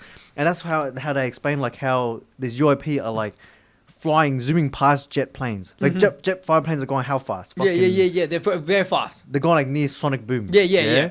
But then how come this UAP can go in between them like a motorbike? Yeah. And not crash. Yeah. It's because they're not going fast. But then, We're going slow, but in their spaceship they're just cruising by. Yeah, because in they've warped space time and they're going through like they're not even in space time anymore, bro. Like they're going through another dimension pretty much. Like think about this, right? Not another dimension. They're in our dimension. They're just warping. No, that's true. No, that's the normal extraterrestrial. So they're going through. They're just warping. Yeah, they're warping space time, and because there's a whole theory of this. So if they're going slow, then fuck, they would need pit stops. Yeah, they would need pit stops. They're not going bro. fast. They're going. They're like on board. And the interesting thing about that is too, like when you go from one spot to another based on relativity, like let's say you go from here to here, like 5 million light years away, but when you get here. 5 million years has passed since you've been in that warp bubble. So like, how crazy is that? So let's say you leave the planet and you come back. It's been 5 million years passed on the planet. Yeah, bro. Because that's how remember Interstellar. That's how relativity that's a works. good example. Yeah, right. So that means these extraterrestrials, right? They must live for a long period of time. Some people theorize that these bodies, when they die, that's not the death of them. Their consciousness goes to another body that they already have waiting for them. Because they've already mastered moving consciousness, bro. So when you get the leftover body remains, nothing's left in there, right? Because they've already transferred their consciousness to another body, bro. I'm like, shit, bro. Because this guy talks about, this guy goes on Danny Jones' podcast. I'm still going through it right now. He explains something like this. Humans are not ready yet because it's like plucking a fish out of the stream of water. So think of the stream of time. We're going through the stream of time, and we're living it at a slice at a time, right? If you pluck us out of the stream of time, you experience all your entire life and your future, or you see your entire life path pretty much. And then they go, it's on autopilot. So when you come back to it, you can't even really control your destiny to just live this. But that's interesting. That goes against the whole wave function thing. So I don't know if this guy is full of shit because I'm still going through his podcast. It's a bit wacky. dude, it's some of the stuff he talks about. I think it's complicated. It's very complicated. It's Yeah. for us to say that we know exactly what's going on. Yeah. It doesn't even make sense, bro. You're saying like if for example, what was his point? So he says if you I we're get, not like- ready to be traveling like that, traveling outside of our known reality yet, because if you pluck humans out of their the river of time, so let's say What kind of travel? Like I don't know, because that doesn't that- make sense, because these people are reverse engineering the ships and then using it, and we seem to be traversing. So look, it doesn't his story does not. That's why I haven't really saved his clips. I'm just listening to for some thumbs concept. down. Thumbs down. Thumbs down.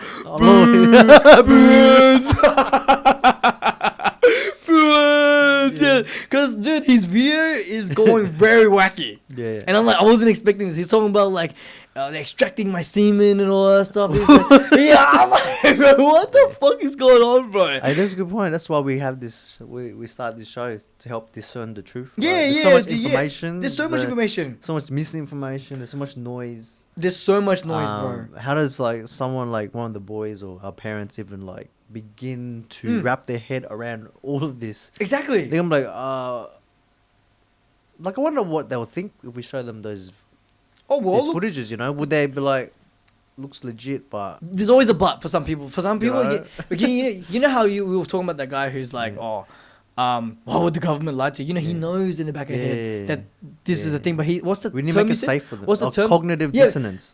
Because of his cognitive dissonance. Dissonance. They'll lie to himself. They'll lie to themselves, right? Because like it shifts, it destroys their paradigm so severely that they can't comprehend. They can't even fathom. They can't even like grasp the fact that this is happening, right? And like, look, I'll show you some more clips, right? Yeah, more clips. Right. So this is the one. So look, I show some people these clips, right? Just like the cognitive dissonance. I show some people these clips. They go, and what? And I'm like, bro, what do you mean? And what? I'm like, dude, this thing. You tell me, and what? I'm like, dude, this is a circle. Think. You tell me, and what? It's a quiz. Actually, before I show more Maybe clips you need to give them multiple choice. bro, I didn't give him an They're exam. like, and what? It's like, okay, A, B, C, or D. What do you reckon? To roll the pens. Just think for them, bro. Yeah. Here's your options. A, you are. But I realize that's what most of the planet is. They like to be told what to do. Well, that's what the school system. Oh, bro, you know what? That's what modern schooling. Yeah, exactly. You know what I talk has about? set us up The for. school system needs to be revamped, bro. Because you know what? You need to pay teachers higher. You need to make the degree to become a teacher harder. Yeah, you need to have more qualified teachers and pay them like 120K. Because in Switzerland, they get paid like equivalent. So they get paid 75K in their currency. But to us, that if you convert it, because you know it's, the currencies are all relative to the market. So when you convert their salaries as a teacher, it's like 140K here. Oh wow. To be a teacher, and you have to be. I mean, teaching used to be a very prestigious role back in Exactly, the days before right. we were born and stuff. Yeah, you but know? now it's all I think that's captured. why like our parents when they migrated here, they like put such a big Emphasis in on education. on education, but then they didn't realize who they were sending us to school to Now, learn from. yeah, now they're getting captured by the they thems and yeah. the they them. You know what I mean? The establishment, the he they them DEI, all that stuff, all this woke mentality. Right now, schools have become like that, bro. That's what these institutions have become. Man. I've been doing a lot of research into that topic. It's such a current topic. Dude, it's a hot topic, It's bro. it goes into a rabbit hole of like satanic practices. Yeah, but how about the fact But let's that not get into it. yeah, let's not get into it. Because that's very deep. That's very deep. And Yeah. look, going back to like why are they here, right? So if they're extraterrestrial, then using this as a pit stop, using it for resources, interdimensional beings, they're just here to be like, hey, what's going on, bro? They can just come here. Right? They're just curious, Pori. Curious what's going on in the lower dimension. Right? Because they can. So remember I was telling you we need 12 dimensions to have current reality, right? So we are in the fourth dimension. We're living in the fourth dimension. A third dimensional object living in the fourth dimension, right? If we are in that dimension and we exist and there's 12 more, what do you think? There's probably at least 2 more dimensions. And I'm saying at least. Minimum. There's probably at least 2 more dimensions with things around, right? Because the fourth dimension as a whole is you can experience all of it at once. but because we only live in a slice of it at a time, right? Because of that time Yeah, dimension. yeah, because of that time dimension. It's Yeah, like linear right now. yeah, it's linear. Yeah. Yeah. and then in the fourth dimension, it's got like the probability, the wave probability of all your futures in there until you collapse it, and it becomes that slice. Yes. Or you see how I see it, Bro, right? Because we live in a light matrix, and the light matrix just comes to fruition when you create that life path for yourself. Yeah. Essentially. Yeah, through your actions. And Yeah, choices. exactly. Yeah. So there's the three beings, right? So the interdimensional beings. I have no idea why they want to be here. Why would they want to come to a lower dimension? Maybe they're just curious, right? Because we're curious creatures. And also the extraterrestrials. Maybe it's a spiritual war. So that At ties, that level. at that level, it's probably like a consciousness war, bro. Yeah. Right? It's probably like something deeper than what we don't know. And for the extraterrestrials as well, maybe they're curious and saying, hey, reaching to this level of consciousness isn't easy. Let's just check out on these guys. What's going on? And actually, I'll show you a clip, because did you know that Chris Bledsoe guy? Remember I was telling you that he gets the visits from the. So this comes into the third beings visiting us. He gets visited by a woman, right? Like an alien woman, who. I'll put the clip on. Chris Bledsoe. Chris Bledsoe. Remember the guy who he gets visited by aliens a lot with the white orbs? Yeah. Right? So one of these days these white orbs see him. It sees him, let me just get the clip back. It sees him and it talks to him and it tells him why we're here. Who is he? He's remember Hal? You're talking about Hal from NASA in the books? Yeah. So this guy is Hal Pudov. Yeah, I think him. So he's the guy. So he's he was involved Roswell. Yeah. Wait, is he Roswell? What's his name? Hal Pultov. He was on Lou's team. Pultov, yeah. Engineer and parapsychology. Yeah. So does he used to work for NASA as well, right? Bro, he's got 88 years old, bro. He's seen something. Yeah, he's seen something. Yeah. So he's been around since almost Roswell. So 24 minus that 62. Yeah, so he's been around since but he was a baby since Roswell. Okay. So he wouldn't be part of Roswell, but he's definitely he was on research after Roswell. Yeah. Okay. So I think this is the guy. Yeah, so I think this is the guy. He's on Lou's team. So those diagrams is his work. Is his work. So this guy is his answer to the question. So this guy's involved with Chris Bledsoe. Cool. Okay, it gives this guy more credibility. Yeah, because he's been invited to NASA a lot. So he's at NASA. So he sees the NRO a lot. He sees he talks to the NRO all the time, right? So how moon. So this guy is this is the guy who's mapped out the moon the most. What? Yeah, so tell me. So he's the guy who mapped out the moon and was the guy who engineered the spot where the moon landing was going to be. Whoa. So this guy is I would like to see what. So this guy is the big dog. One of the biggest as well, the big dogs in NASA, right? And then so remember the guy that I told you about, the NRO guys? So the thing about the NRO guys, so Chris says when they shoot a rocket in NASA, these NRO guys, his name's Tim, I think. His name's Tim. They go into a special room only NRO guys can go in. And in that room, as the rocket gets shot, right, you the first level, they have massive mirrors and cameras to see the rocket. They want to see every phase of this rocket, right? And then once the rocket passes that, a plane flies, and then that records that rocket. And once that passes, the satellite shoots, and then the guy who watches that, the people in that thing, they watch it carefully to see something. And I'll put it on the pod. Put the clip up. That's why I'm here. I want to see some new stuff. Let's see some new stuff. See the hang my, bro. All right, look at this organization.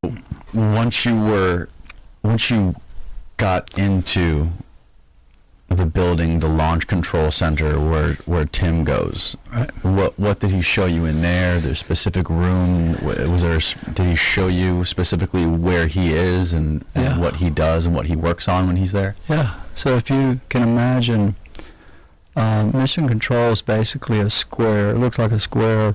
It looks like one of those construction site trailers you would bring on a job, but bigger. And it's square. And there's a hallway right down the middle and glass on either side. So you got this hallway with glass, big long hallway with glass. And if you look to the right, is the NASA scientist controlling the launch. So you got all these 50 people or however many's in there standing or sitting at each console, like you see on TV, same thing. On the left side is an exact duplicate of the right, but the left side's all Air Force. So the Air Force is involved big time with NASA. That's part of the NRO thing, I think. Right. So there, all these cadets, all these young soldiers were there learning to control launches. Mm-hmm. And I got to meet the general there. She came out in the hallway and spoke to me. And I was even told how to address her before I got to meet her, and which I did, and that was pretty cool. But there's a room that's a closed-off room only Tim goes into. How big is the room? I didn't get to go into it, but I saw it where it was, and he explained to me that was his office. And in that office, once the launch goes off, he has to stand in his control. When that rocket leaves and everything looks good, he goes into that room, and it's for his eyes only, and the other guys in the NRO that are involved in other ways. In other words, when that rocket leaves the ground, they have ground-based cameras that looks like giant binoculars that you sit in, and they can swivel and film this rocket, right? Mm-hmm. But once it gets up so high, it gets gaseous, and they can't see the detail. Mm.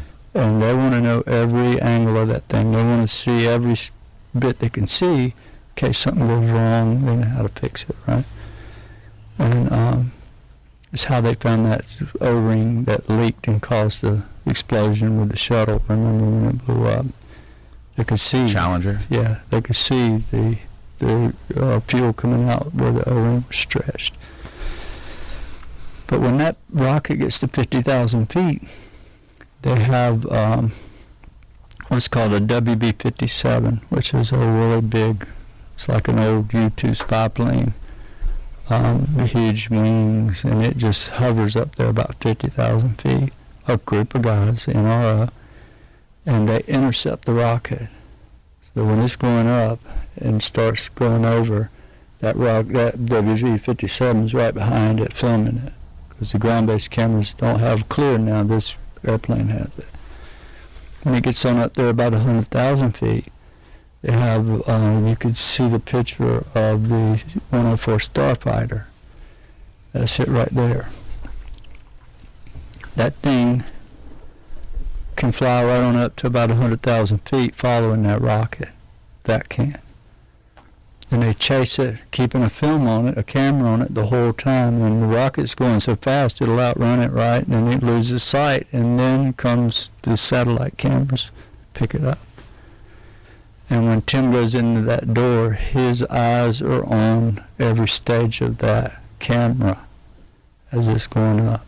And so he sees, if anything from somewhere else up gets nosy and goes up and takes a look, or even shoots it down, because it's happened before. They've gotten shot down. I've seen one.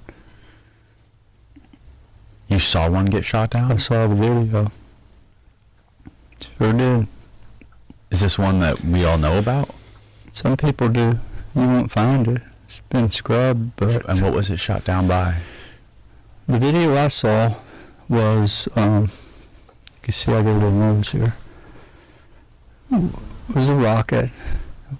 This thing was going 15,000 miles an hour, and when it arcs over, it doesn't go straight off. They go up a ways and then they go over, and they fly out gradually, climbing up as they go around the world. They don't leave it.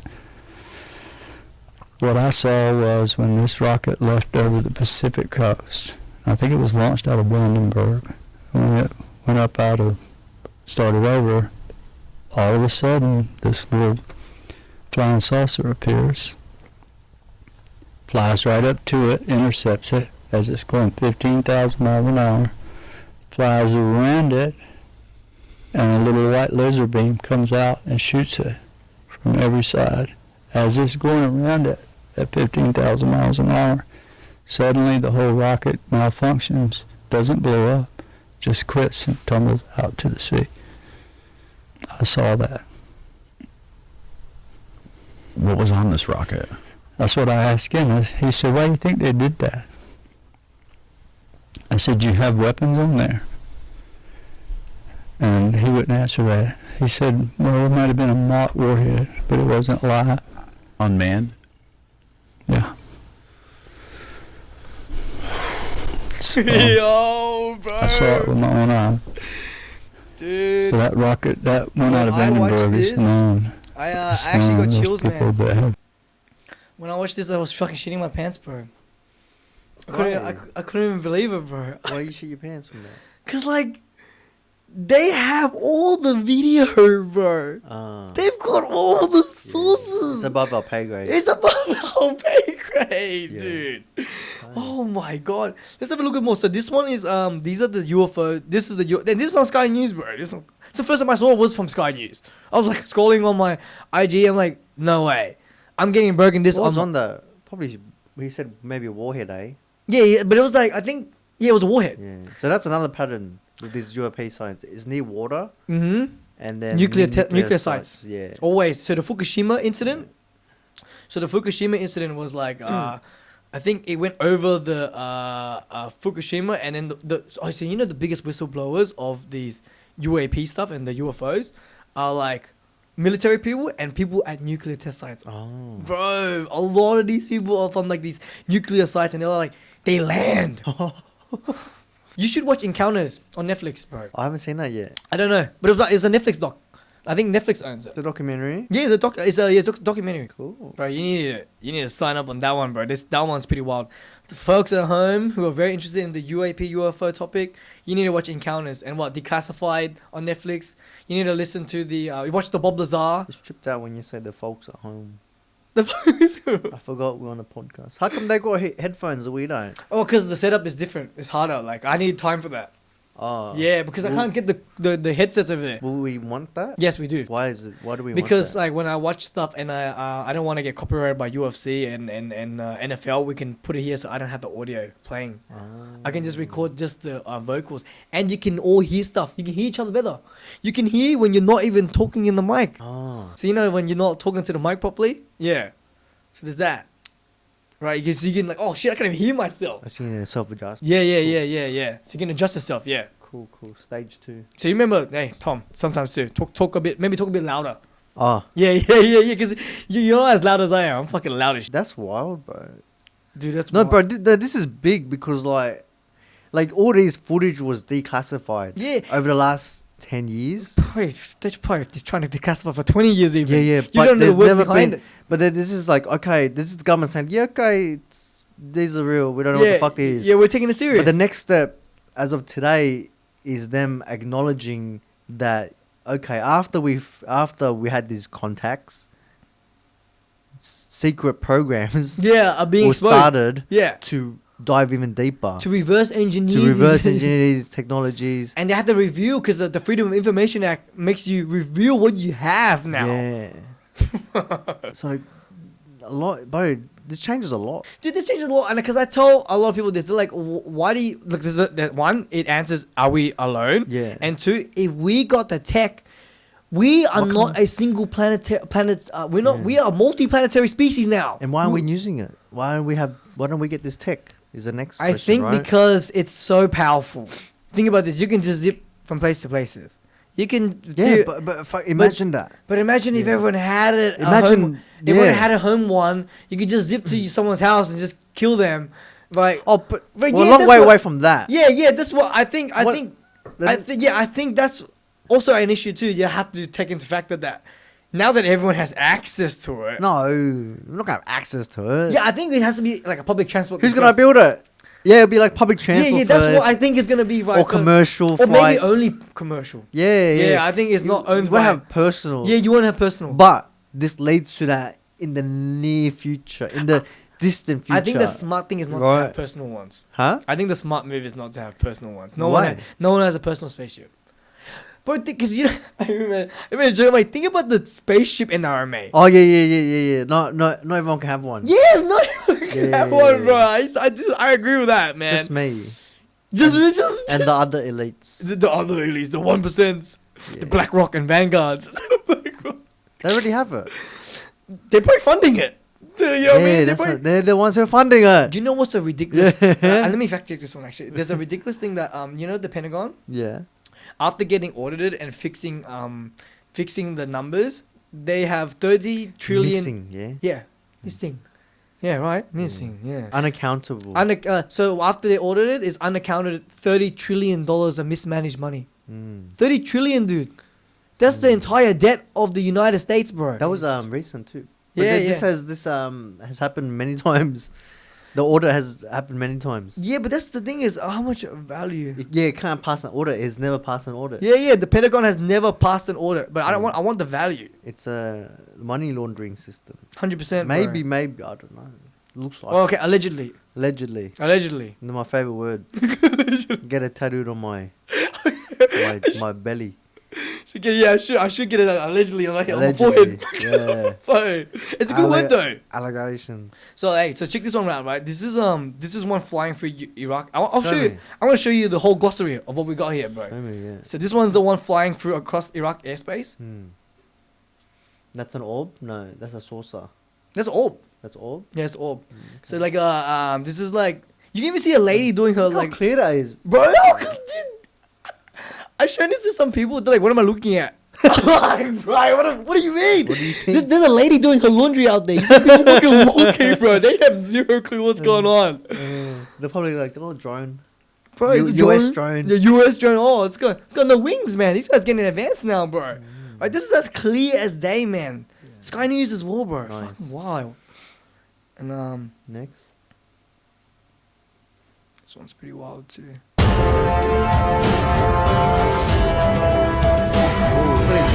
Hey, this is one of the clearest ones I've ever seen. So intro. Okay, guys, we have got this crazy piece of footage to take a look at that was captured from this pilot's plane. So, guys, let's have a look at the footage, and then we'll have a real quick chat afterwards. So this one was on I think this one was on the Congress meeting.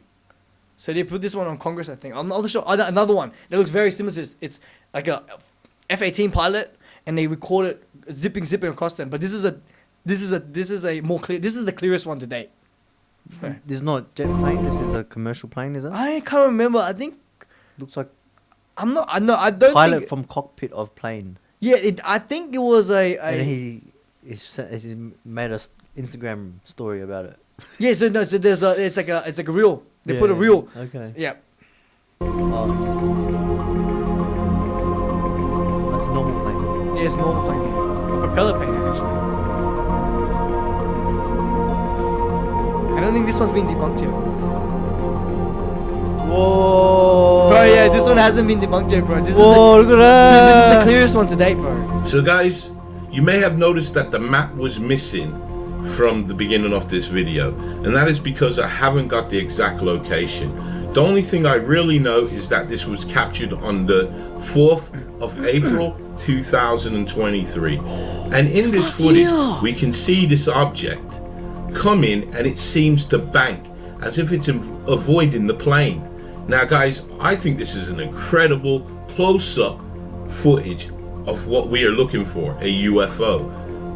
So this is like the clearest one today. What do you think about the footage? So until next time, it's moving stay in blessed a confirmed and keep safe. way. In the same way, the same manner. Rotating. Dude, this one's wild. This one was pretty wild, man. I see this one. Oh, this one is what recent did you do with the video, and did you reach out to authorities to share it with This them? is on a commercial airline. Thank you for having me. And when I realized that I had something like this on the video, the first thing I did was I emailed the FAA to let them know what I saw, and maybe it was a safety hazard. I reached out to them. Unfortunately, I haven't heard back from them. They didn't acknowledge my email. And then I sent it to Enigma Labs and the National UFO Database. What's this National UFO Database? Look it up. National UFO Database. What is this? What is this? Who owns that? National UFO Database. I feel like I want to build one. That's why. Let's have a look. Yeah. This one you reckon? Faraway report. Wow, it looks like a legit website though. That's a nice hero. Databank. Let's have a look. National UFO Reporting Center online database.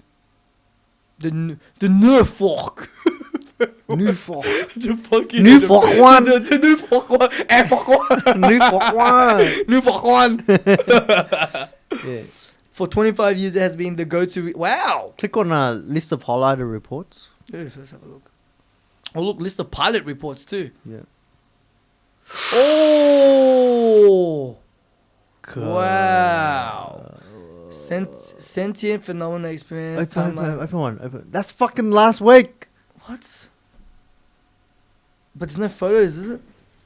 Oh, fuck, man. No photos, bro. What the fuck is a report? Oh, sometimes you don't have time to take... Yeah. So it's just a report. Well, I'm not fucking going to read this. Next. Yeah, I'm not going to read this, Is there a way to go search the data for videos? Let's have a look. Is there files? No. Media, yes, no. No, the column. Oh, yes. Go. Oh, there we go. So, open anyone. Let's have a look. Open any of these.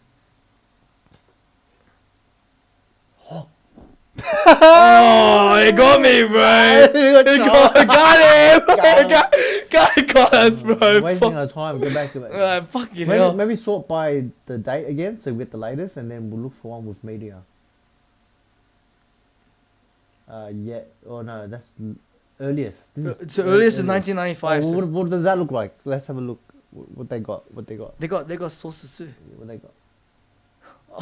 Oh, so they're drawing what they saw. Oh, they have cameras. They got an iPhone. Right. iPhone back then. The other guy, dude, he was drawing what he saw.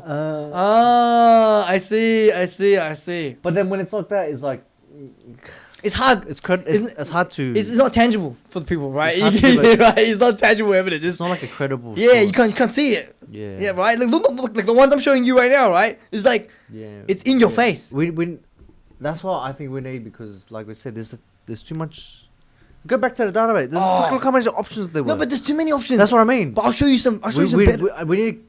I'll finish the videos, bro. There's some better. There's some good stuff. There's some we good. Need to cut through the bullshit. Show me shit that's but you know what we credible. do? We should go home and then go through it ourselves and find the best stuff. No, that's what I want to do. No, there's too much stuff, bro. We rather talk about some of the issues that's going on with the UFO topic. Oh, we're not gonna do it today. I'm like. Oh yeah. We got to go through it. Yeah. We got to go through it. I want to build a database of like the credible footage, so the people don't have to like. Oh. Yeah, exactly. Because you show someone and it's like, oh, is this real or fake? Yeah. Just show them things that are like 100% like this credible, like this stuff, like the declassified stuff. Exactly. That's been like fact checked, the source is confirmed, and it's like. Do you know the video I want Lou to release? What? He goes on Rogan and he tells you what? That they have a 4K clear video of. So you know there's offshore oil rigs. You know there's offshore oil plants. You know they're massive, right? They're huge. They're like the size of a suburb. Camera this. I'm not sure if it's what captures. I think satellite or something, because it's so big. It captures this gigantic USO, unidentified submergible object, going super fast underneath the water. And when you see it next to the oil rig, it dwarfs the oil rig, bro. Bigger than... It dwarfs it, not even just big. So it's a giant spaceship. It's a gigantic mothership spaceship, bro. Just boom. Bro, 4K image of that. That'll be like a battleship or something. Dude, it'll be like a... That's not a... That's like an army on there. Bro, that has... You know, and then Greer says... Squadron. Greer says this thing about the spaceships, right? I'll put the clip on too. So... You love Greer. He got says... any clips of him? I got a lot of clips of Greer. Because like... When I was studying this stuff, I thought he might have been like... Captured as well? No, I thought he might be like controlled opposition. Like, now he's been opposing them quite a bit, man. Opposing who? Like the establishment. The military industrial complex. From it, yeah? No, he's a surgeon. He's a surgeon. He's a surgeon, bro. He's a surgeon. He quit being a doctor, being a surgeon to study the UFO phenomenon, bro. That's crazy. Could be a CIA plant, but that's what that's what I used to think. Like 10 years ago. Yeah, bro. Me too. I was like, but look, he's still around. I was like, who is this guy? So he's like the father of this whole thing. He's like the big dog. But that's what I mean. Like 10 years ago, they looked like that's what he was trying. He didn't establish himself yet 10 years ago, and then now 10 years later, and he's become Yeah, he's that. become this. Yeah. So then it's like, oh, well, that sounds like something. But you know why they would do. I believe him is because to control the narrative. The stuff he talks about overlaps with Bob Lazar. It overlaps with ancient history stuff. Yeah. It overlaps with the 0-point energy, the quantum fluctuation field. He talked about that before the book of Lu came out. And that's where I learned that's where I learned about the 0-point energy. I got it from him. So like, let me just break down. Do you know how let me just break down the 0-point energy, because like, you know, Graham Hancock and Randall Carlson. Yeah. So they talk about 0-point energy as well, and they don't even know Dr.Steven Greer, bro. These guys are not. They're not talking to each other, and they all bring up 0-point energy independently. I'm like, God, fucking damn, bro. Oh my God. What's so important? What's so good about this? So 0-point energy, they say it's this thing that Tesla discovered 100 years ago. From the ether, huh? Yeah, from the ether. Okay. So connecting to the ether. So think about this, right? We're all made from atoms, right? And inside a neutron and a proton is actually smaller particles called subatomic particles, and that's what an electron is. Because when they found out, when they looked inside an atom, they realized the electron was so much lighter. Like, I mean, let me see how much lighter an electron is to a proton and a neutron. How much? Okay, an electron is extremely light compared to a proton or neutron, with a mass that is about 11836 to 1 of 22,000 of the mass of the proton or neutron. So the proton and neutrons are already so small, and then the electron is 1/11836 of the proton and 1/2000 of the neutron. So they realized, hey, there's something smaller than protons and neutrons. So that's what the Large Hadron Collider was made for, right? But you know what's funny? You know what a proton and a neutron is called? A hadron. The Large Hadron Collider. They just shoot hadrons and break them apart to find the fundamental particles that create the universe. So when they smash the hadrons together, they smash it up, and that's when they find what makes protons and neutrons. So a proton has 2 up quarks and 1 down quark, and a neutron has 2 down quarks, 1 up quark. So then that's when I was like, okay, interesting. I'm like, so is this what quantum field theory is about? So I googled quantum field theory, and quantum field theory is that the ether. Quantum field theory is essentially the ether. So I was like, oh, so if there's a quantum, so wouldn't that mean there's a quantum field theory of all the subatomic particles? So I decided to be nosy and Google what are the quantum field theories. As I look into this, right? What are the 7 quantum fields?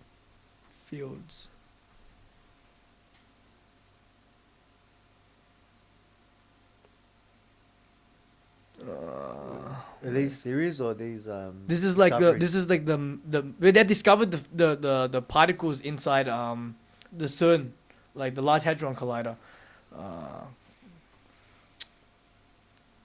The quantum fields.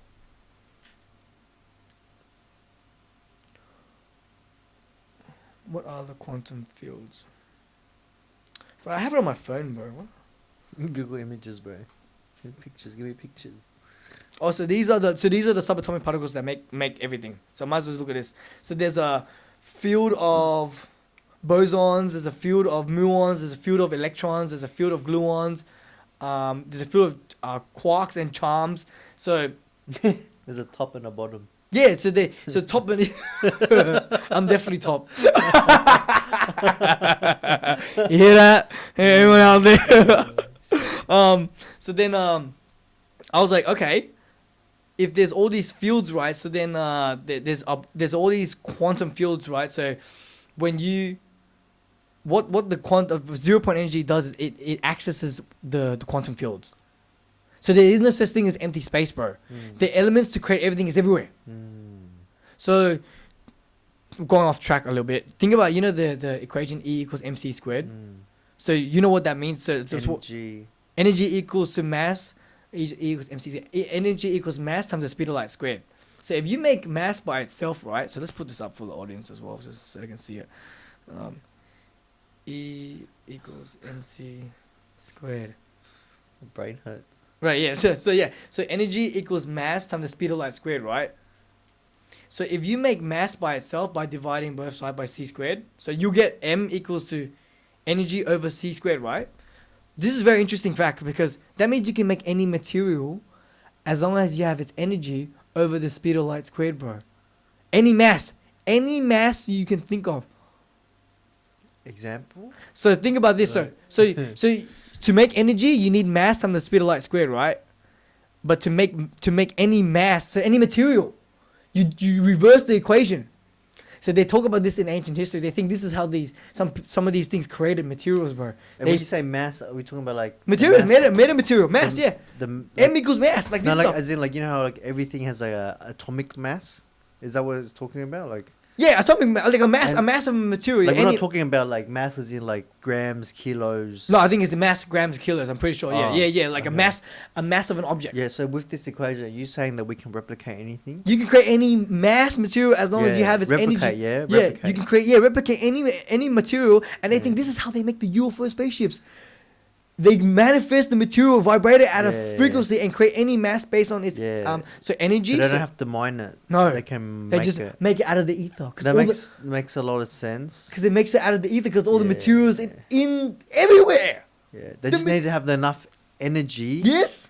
To create what they want to create. Yes. This makes a lot of sense to me. In lines of like some literature I read, like yes, bro. Like even gold can be created. Yes. No, every material can be created, man. Yeah. It's just that humans, we haven't figured it out. We haven't figured out the tech We haven't figured it all out yet. And that's but for example, like with diamonds, there was a point where we couldn't make it. Yeah, now we can can make it. Make them better than the ones that are made them naturally, right? We make them perfect diamonds. So with this theory, if this is possible and it makes a lot of sense to me, then it rules out the theory, the explanation that these visitors are coming here to mine our resources. I don't think so. I don't think they're not here to mine. I think because then like they can make it themselves. They can make it themselves. They can make it from thin air. Yeah. Or like to do this, do you need like starting matter? No. So but this is saying like you can. Do you remember I told make it out of the ether? The ether, because all the materials is in the vacuum of space. They don't need the starting then. Exactly, the starting material. They don't need to mine then. They don't need to mine. The starting material is everywhere. But you know what? They can't replicate consciousness. They can't replicate, and that's why it's so deep. Energy. That's why consciousness. Human energy. No. Biological they have energy. Consciousness too, bro. So you remember that they just probably have a different consciousness, a more advanced consciousness than we do, right? It doesn't mean it's not consciousness. But at the end of the day, I always say like, if these extraterrestrials are scouring around the universe, maybe they don't even know why we exist either. Maybe they're trying to figure out what the fuck is going on around here. And then maybe they remember how I was telling you that guy had a wacky theory that if you pluck us out of the time stream, whatever, that so if you fall into a black hole, you actually experience your entire future, the end of time. That's what the theory of the black holes in relativity is. When you fall into a black hole, you've pretty much traveled to the end of time and you see everything. So that means if these aliens are traveling through like the dimension that we live in and they see all the futures, does that mean they don't get any new experiences anymore? And which is why they're very interested in us.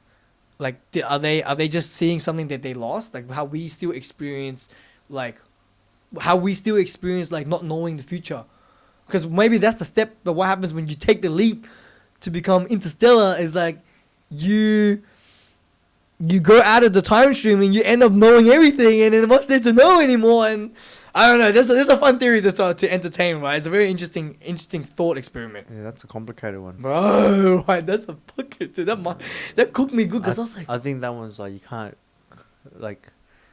What's the word? You can't even enjoy life anymore, right? Because like you can't logicalize it because there's too many holes in it. Laws, natural laws in play. Like that's what I mean. That with the quantum thing, you can see in the future, but at the same time, there are multiple futures. Yeah, there are multiple futures. So which future are you viewing? See, that's what I'm talking about. So that's why I was plugging holes in this guy's theory, because I was like, wait, if we're going with the wave function theory of superposition of waves.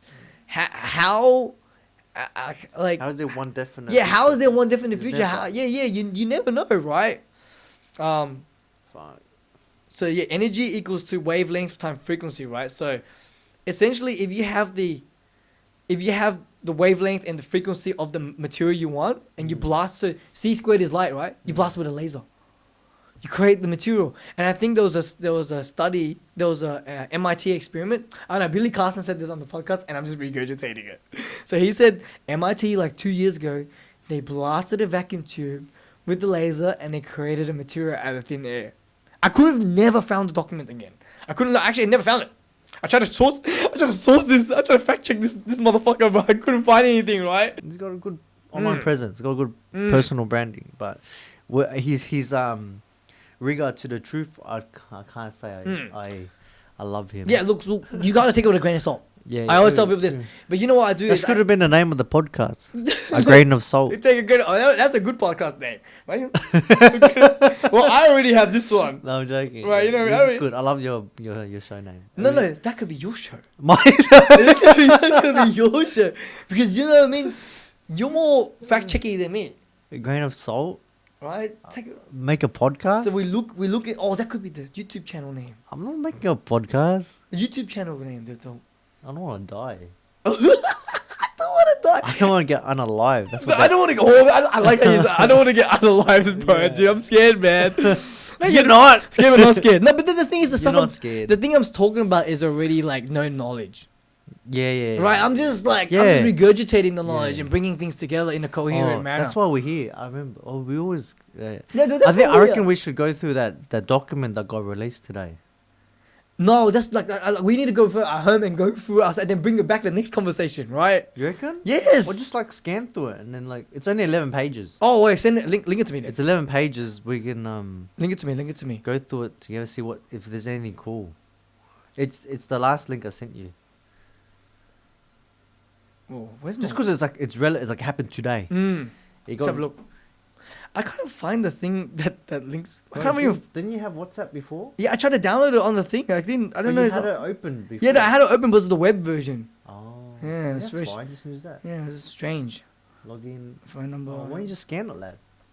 Oh, cool. Do your thing. It's faster. I can't be taking the phone out. Oh. Oh my god. We're gonna do it anyways. Just do it. Oh, just Google. Oh, no, here we go. I got the You got it? I got the scan code. Oh, the FBI is coming. Can you hear them? Look, I was like, you hear the helicopters. Dude, they've been flying over my place a lot lately. Oh my god. Dude. I wonder why. I haven't posted anything yet. You better be careful. I gotta be careful. You better be careful, bro. I know. Scary stuff. Should write start writing a journal about how grateful you are every day. I mean, I'm grateful about my life in general. Yeah. I always tell people why I'm so happy. That's true. Right, I'm very grateful. Like public. I say it out loud. Yeah. I say it loud. I tell the universe to know. Yeah. I tell it in here consciously and out loud because he knows you can't lie. He's like, you can't lie to me, bro. You may be verbally saying, but I know what you're thinking inside. You know what I mean? You can be saying, I love life, but inside you're like, no, you don't. The heart and the mind and the consciousness feel the vibration of how you're feeling will truly take us. You can't lie to the universe, right? Oh, there's a quote. I think with that, it's like you were talking about before. Like, what is the source of thought? What is the source? And then because what you just said was like the big man, the infinite intelligence knows what's true within your heart. Right, that's what. But then it's like. But then it's just because you have a negative thought doesn't mean that that's what you identify with. I think so. Then what's the difference between what's in your heart and what's in your mind? Ooh, that's something to think about. Yeah, because what's in your mind doesn't necessarily reflect what's going in your heart, right? You can be just thinking about it because you have ADHD like me and you just think about weird shit. You know what I mean? Sometimes I have some thoughts. I'm just like, what the fuck was that about, right? I always like, what the hell was that, man? Look, that was like a bug in my system. Something just happened. Some cool thoughts just came through. Just and that's what the transducer. Like what? Sometimes I think about weird shit. Like what? Like I can't really label. Just like I imagine stuff that you shouldn't really imagine. Like that's weird. I'm like, why did that come up? Delete, yeah, and I delete it very quickly. Recycle, not even recycle. Delete from recycle as well. Permanently delete. Let's read this together. Zoom in. Yeah. This document is the result of a multi-year internal investigation into the subjects of unidentified anomalous phenomena. technologies of unknown origin and non-human intelligence. There we go, man. I like those three terms. This is the thing with like military documents. The wording has is to be proper. so specific, precise. It's very precise. Very bro. precise. And why did they use this type of wording? Right. Yeah. You should see. I got some documents. No, the guy says it in verbatim, which is like which means exactly to how to talk, and it tells you about retrieval of extraterrestrial stuff. Why would they write it like that? Like if they did have something, you know what I mean? Why would you specifically say it the way you say it and write it in that term if you didn't think people had stuff to retrieve extraterrestrial stuff? Right? Exactly. Let's continue this.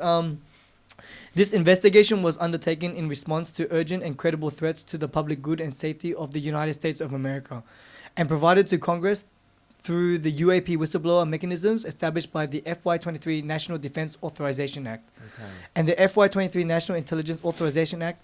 The data consulted during this investigation and summarized in this report originate from non-public data held during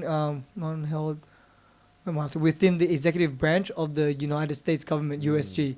The author obtained access to this information while pursuing their lawful duties as an employee of the Department of Defense. This public version of the author's report was reviewed and approved for public release by Department of State, Bureau of Global Public Affairs. I'll read from here. The results of this investigation are deeply disturbing. Okay, dude, what a way to open.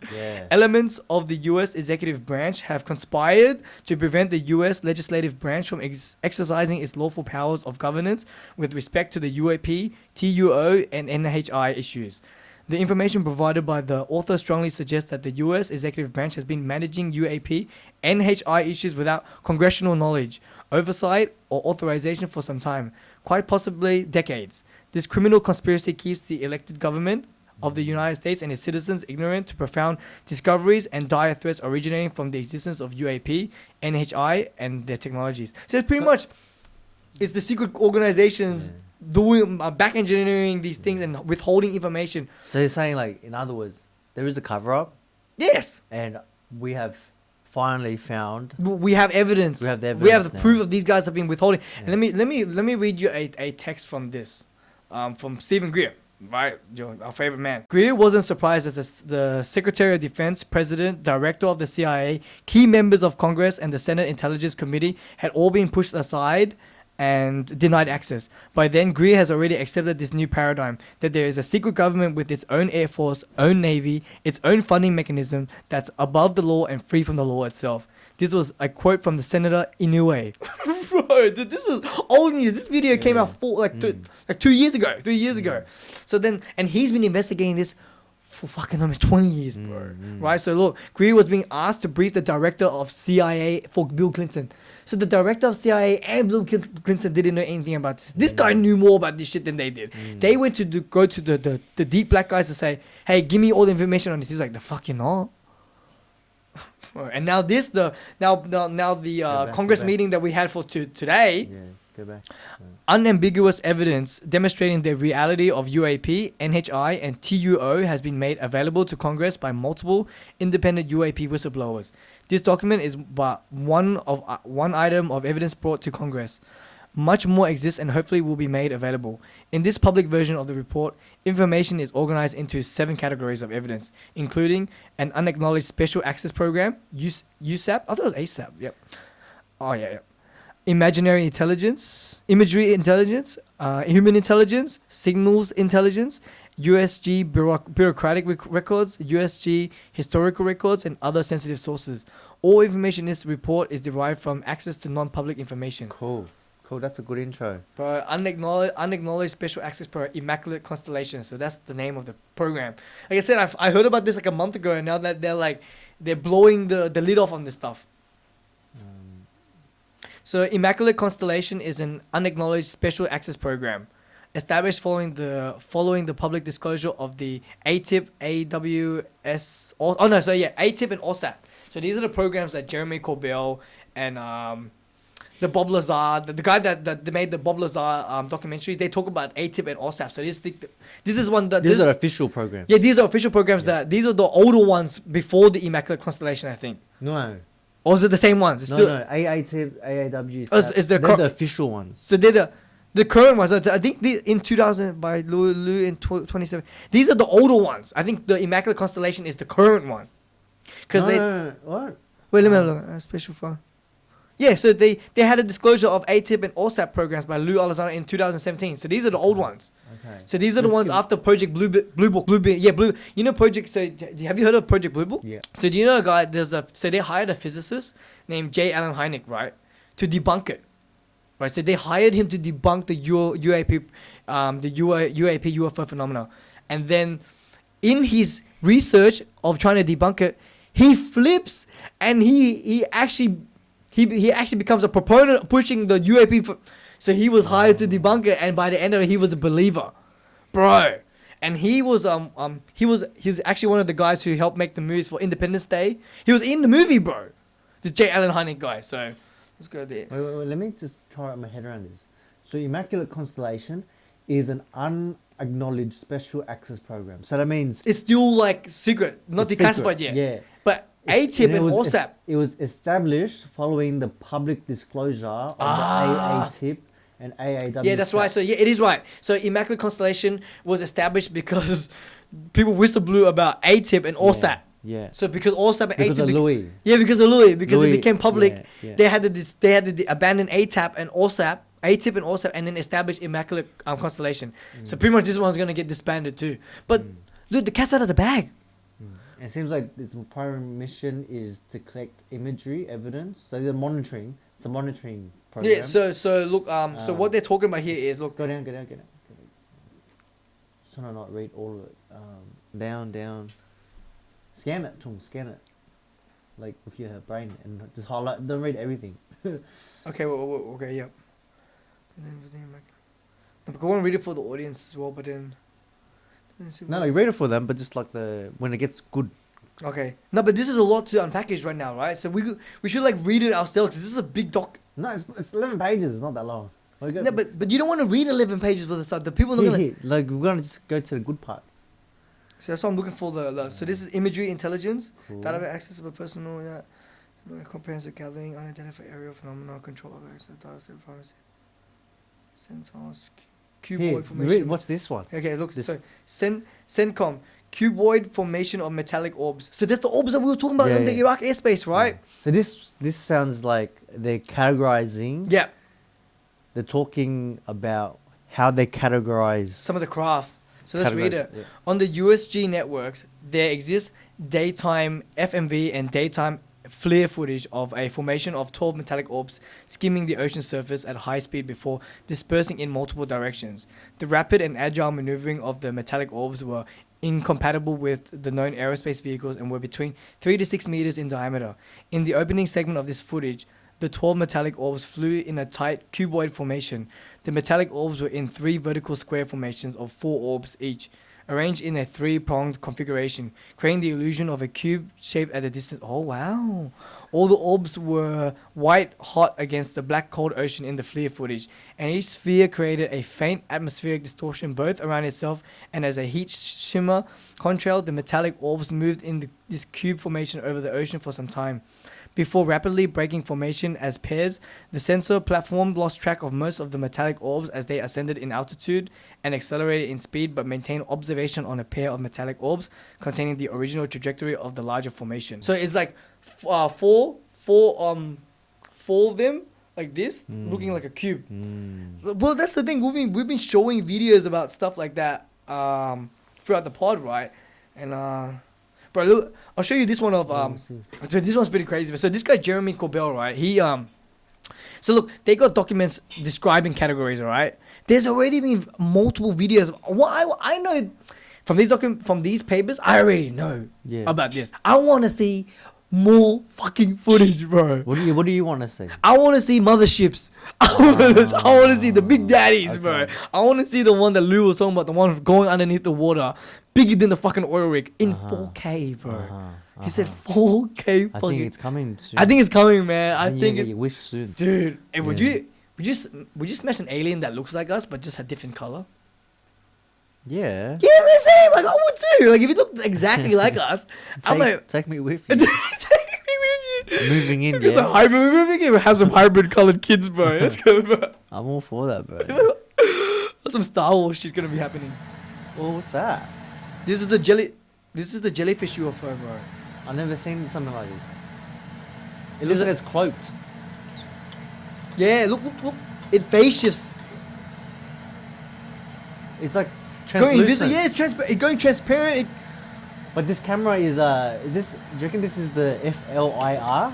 There's a FLIR. There's FLIR footage. This is Yeah. infrared. Every time you see these grey ones, it's a FLIR image. Yeah. That's crazy. Bro, look at this shit, man. Look, alien, it looks like a jellyfish, right? And look at these factories. They have zero clue, bro. No, it's a military base, bro. Oh yeah. Oh, true. That's even crazier. Bro.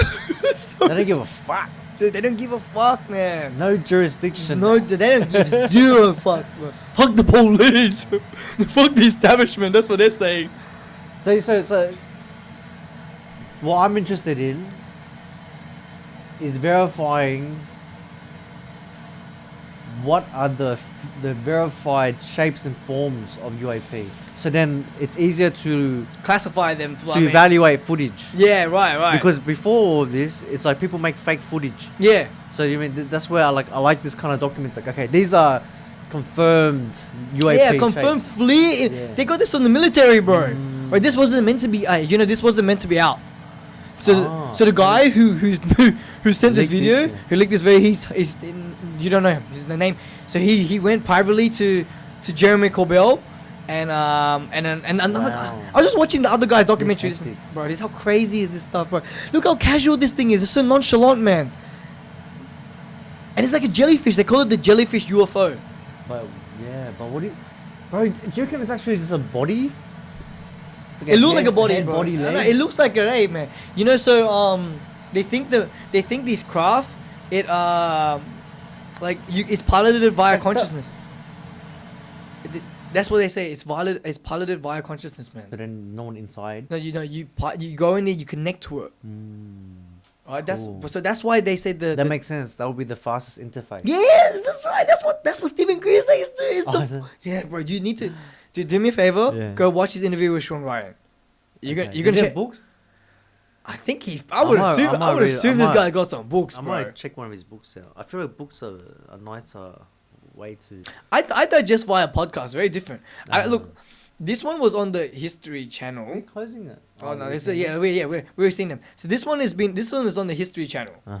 And this is one that was caught on top of in Israel they have this very sacred wall place. They have this very sacred place where they pray, and this thing was seen on top of that. Hey, this document says jellyfish. Yes, dude. What do you think? That came from a military dude. So the guy who shot that, you're not supposed to shoot footage in a military base. But because he saw this thing, he's like, bro, what the fuck is this, man? Bro, check this out. This hasn't been debunked. There's a new video this morning that some say may be proof we're not alone Have you in seen the this one? universe. A UFO in the form of a bright light is seen descending over the dome of the rock in Jerusalem. I've seen this. The video is said to be taken This over the guy's weekend. staring at it, bro. Then suddenly the light shoots up into the sky. There you see it. Another video from a different angle appears to show the light doing the same See, thing. this one Those is clips old have footage. gone This is viral. one that's like, is this real? Because you could edit that. Yeah, you could edit that. You could edit that. But this is pretty wild, man. But if it's real, that's fucking like very clear. That's clear as day, and it's very nighttime. Yeah. Dude. And so, have you heard of the famous Arizona lights? Maybe. So in 1997, hey, this thing came back twice in the same spot, the year after. Yeah. So a mothership was flying over Arizona, the city, and this thing was so big that the people who were on the mountain who saw it, you could throw a rock at it, and it would hit the base of the ship. We'll show it. Yeah, I'm gonna show you. Check this out, bro. What I'm looking at here is a light on South Mountain. You can see this light flickering over our mountain over here. It's one of those moments you're outside like, is that a star? Yeah, and then it just like, what the? Hey, mom, shooting star. Oh, that's crazy. No, it gets crazier, bro. Now we're looking at a light that's now appeared again. It's come out in a different place. Definitely far away. 1997. Shooting a light. South Mountain. No. So that's another light turning on. There, we finally hit pay dirt. Now we've got 2 of them in the sky on South Mountain. Figure this one out. There's a double. There's 3. There's a 3rd one. Hey, Sue? Ma! You gotta come see this, Ma! Alright, you tell me what it is.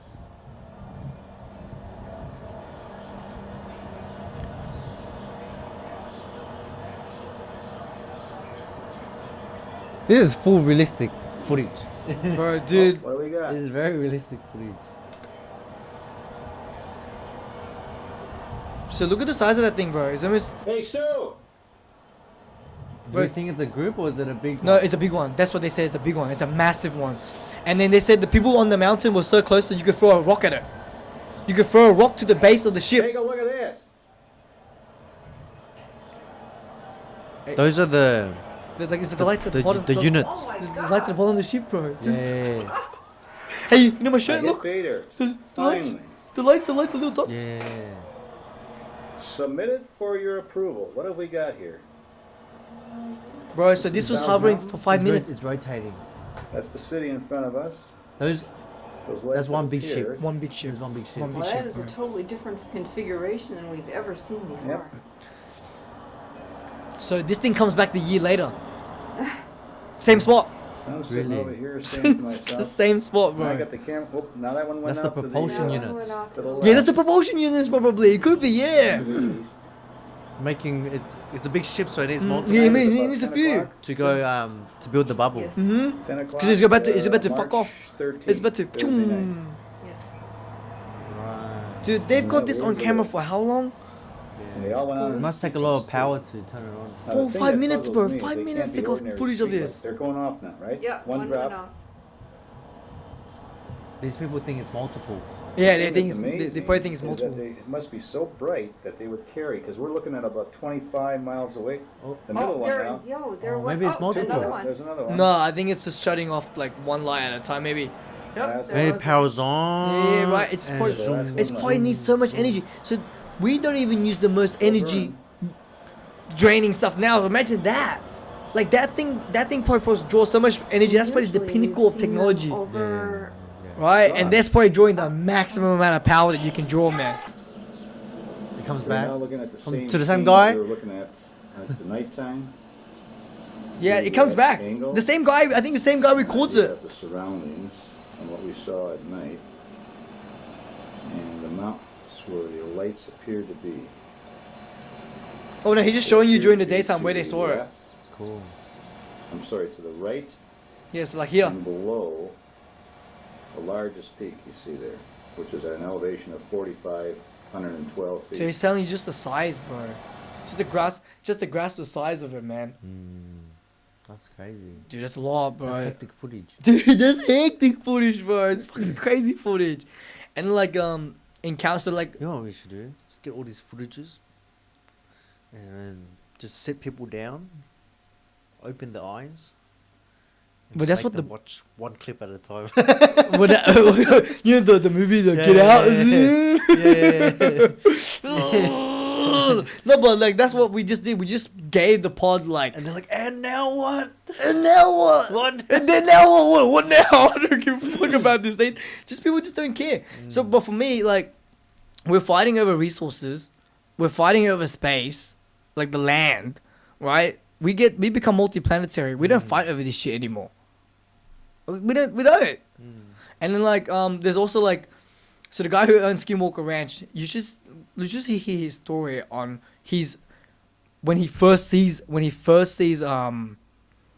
UFOs for the first time himself, because he buys Skinwalker Ranch, right?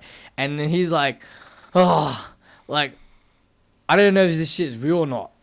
Like, and then they go out to do some excavations, and then bro, they run into one. Skinwalker Ranch? Yeah, so the guy who owns Skinwalker, he buys Skinwalker Ranch. The billionaire? Yeah, I think. Oh, I don't know. Is he a billionaire? Yeah. Probably Bill, billionaire. Bill or something. Bill? Robert. No, that's Robert. He's the former owner of Skinwalker Ranch. They think there's like time warps there. I mean like a warp. Like That's because of the propulsion, the bubble. It's bending So space this time thing around is it. going. So they think there's wormholes in Skinwalker Ranch. There's things coming out of the wormhole. No, but I'm saying, from the technology they reverse engineered, the space time thing. Yeah. They The grand anti-gravity bubble. Anti-gravity bubble around the spaceship. Yeah. Its effects on nearby objects. Go put up the Dropbox again. There's a diagram to show you that that's one of the biological effects. Go back. Which Pull page? up. Maybe the left one, 09. 09. Oh, let's have a look. So if you're close to it, you experience time dilation. Yeah, that's what a lot of people. There's not what I'm talking about. So like they say in Skinwalker Ranch, there's a wormhole, a natural wormhole. No, that's what they're saying. But I'm saying I reckon it's not that. It's just there's a spaceship there. No, but the things are coming out of it. There's just things coming out of it. Like there's a base. There's a secret base there. But the spaceship is going and coming and going, coming and going. You mean in the air? The spaceship. Yeah, because it's in the air. Like this wormhole, like they I don't know. I haven't seen the footage of it, but they're saying things are just coming out of this wormhole. Because there's pockets of space there. They believe there's wormholes. But what if it's not a wormhole? Yeah, we don't know too. And it's just phasing through the fucking mountain, which is, but inside the mountain. Well, that's what they talk about. This time dilation thing is very. It's an effect. It's an effect of the technology. And that doesn't that kind of talk about remember how somebody you pluck them out of the time stream. Like remember, so the ships cause you to time travel, bro. So like who, the people inside. Or? I think the people inside as well, man. So that's what I mean. Like how, like it's hard to wrap my head around this. So like when you use these ships and you go in there, do you leave the past behind, or like so you come back to the same civilization? Is it even the same people again because you're traveling mass distances? And no, that's because you're thinking there's one timeline. But it's not. It doesn't work as neatly as that. Yeah, look, I don't even think we know anything. So, but then like all we know is this thing does have time dilation. On the outside. Yeah, on the outside. Yeah, on the outside definitely. Yeah. So but also on the inside, your time is relative. Yeah, the time is relative. But then once you come out of it, like the people that you knew from the time you've been traveling, are they still the same people? The same people. But how? Because let's say if I went on a ship right now and I left to like a system 5 million years away, 5 million light years away from here, and I come back. So 5 million years have passed here, though. So the answer to that is that they're not traveling thousands and thousands of light years of distance. They because that would happen. Oh, they're making that. They make a shortcut. They're making a shortcut. Yeah, that's right. They're making a shortcut. Wormholes, is that the word for it? Or Stargate is the word. Yeah, that's right. Because I'm thinking of like traveling.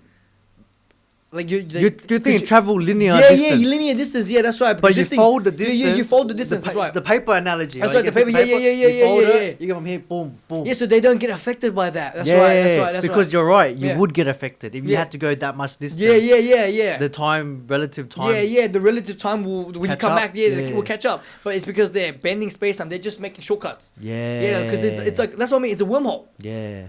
And that's what they talk about, like what these paths are. Is that because you know how the Big Bang, we were talking about the Big Bang earlier.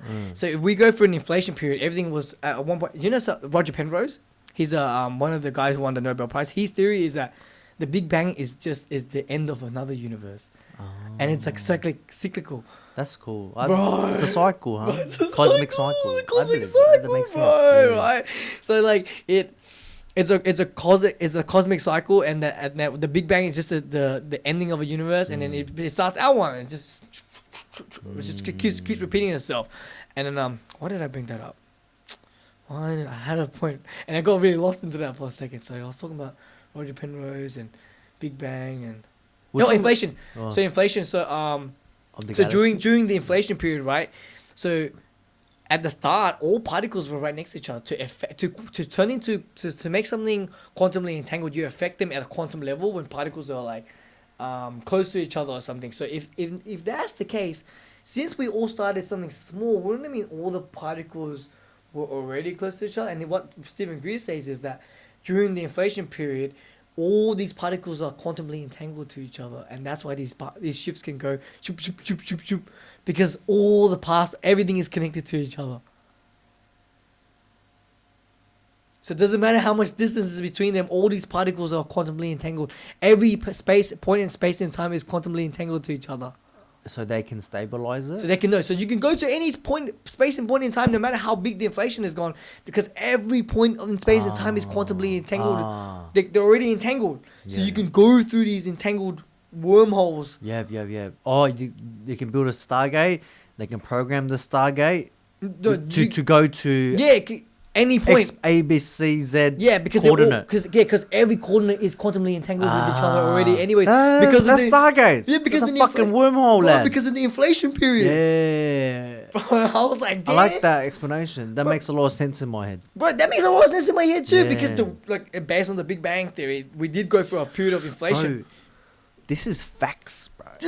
And this is disclosure that's happening now. And disclosure is happening. So what in our lifetime? Is this legacy program going to come and be like, hey guys, all right? Yeah, but what if they come down here and say, all right, the cat's out of the bag. It's time to make you guys work for us again. That's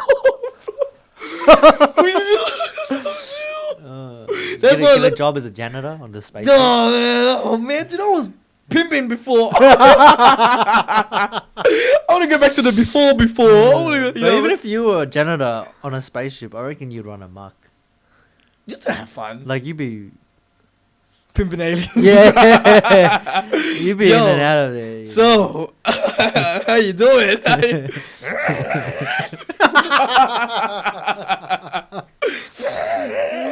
I don't know what you said, but I like it, bro. But you be consciously talking to them, so you know what to say. Yeah. So you freaky. Let me read this. I haven't seen this. You got a tentacle up your ass? Right, yeah. The tentacle porn from the hentai. No, I don't know what that is. What is that?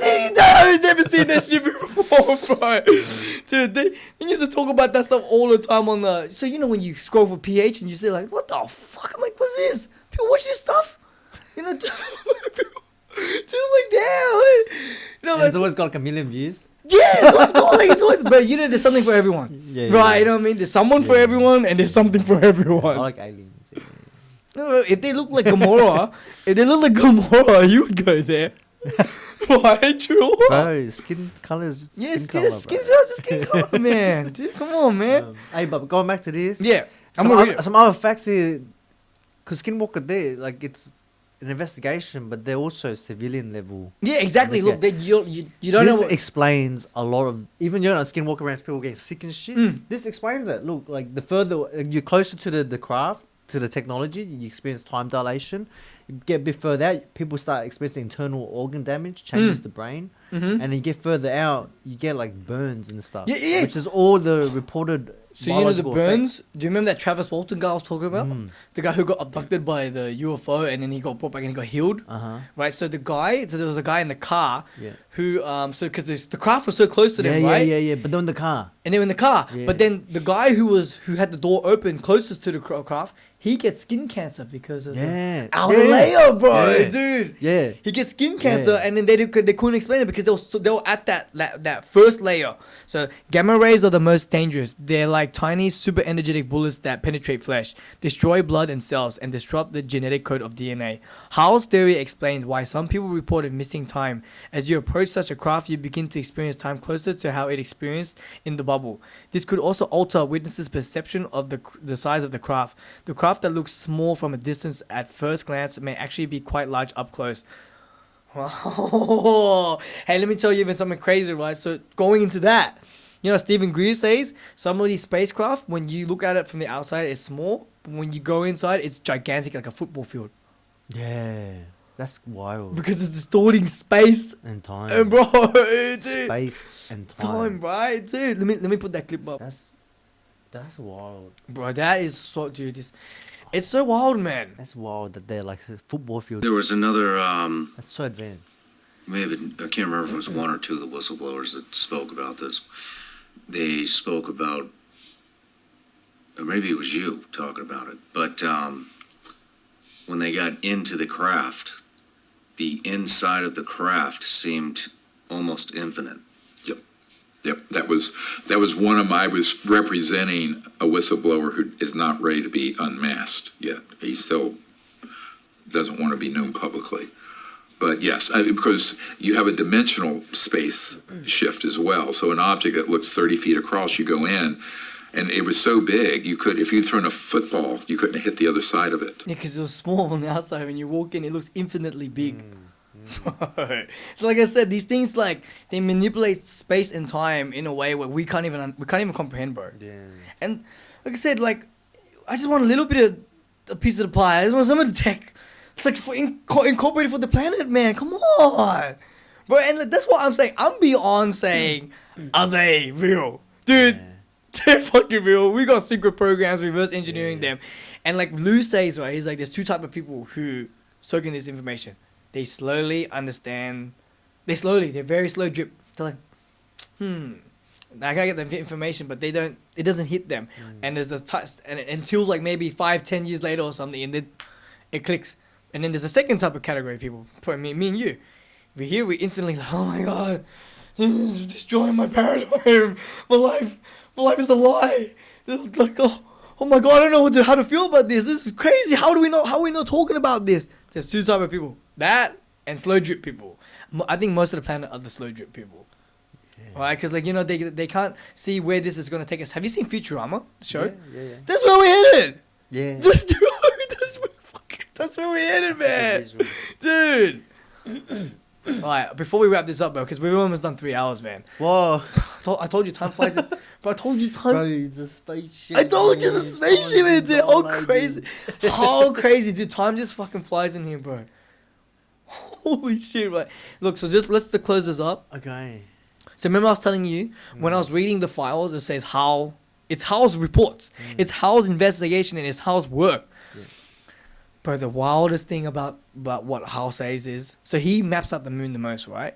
Yeah, and then get into that. All right, we'll finish with that. And then this will segue into when we come talking the next time. So, Hal brings up...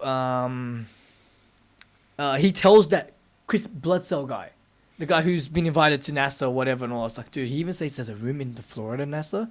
When you walk past it, the people at NASA tell you...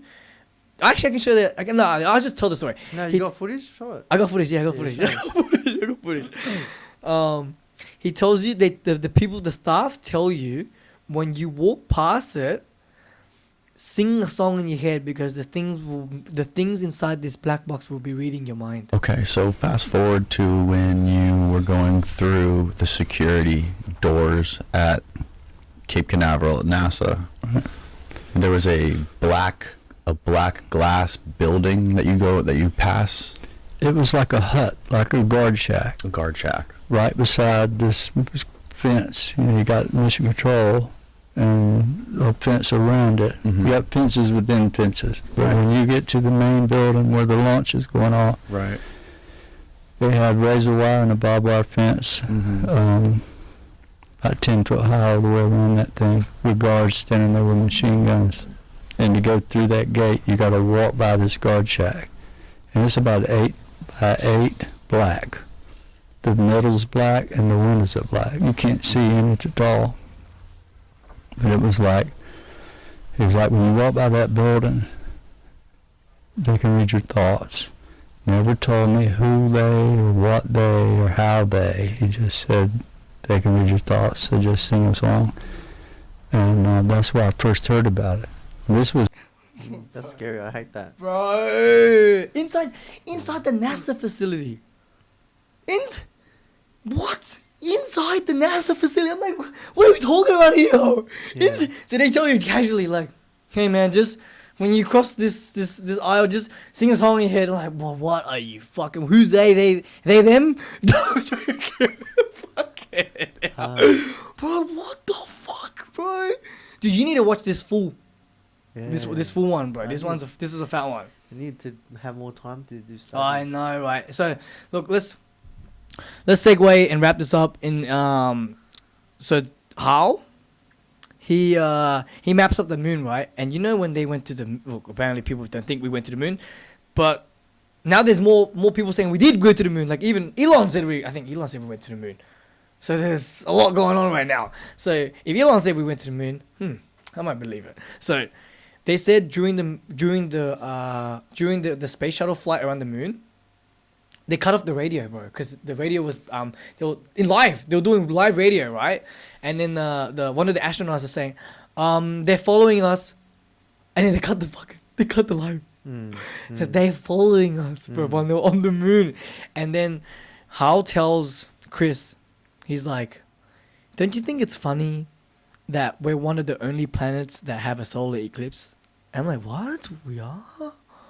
That we're one of the only planets where the moon is conveniently placed in a location that causes a solar eclipse and it happens to be 1/4 the size of the Earth. This is from Hal, the guy who wrote the paper. That is a very big coincidence, right? And you know that a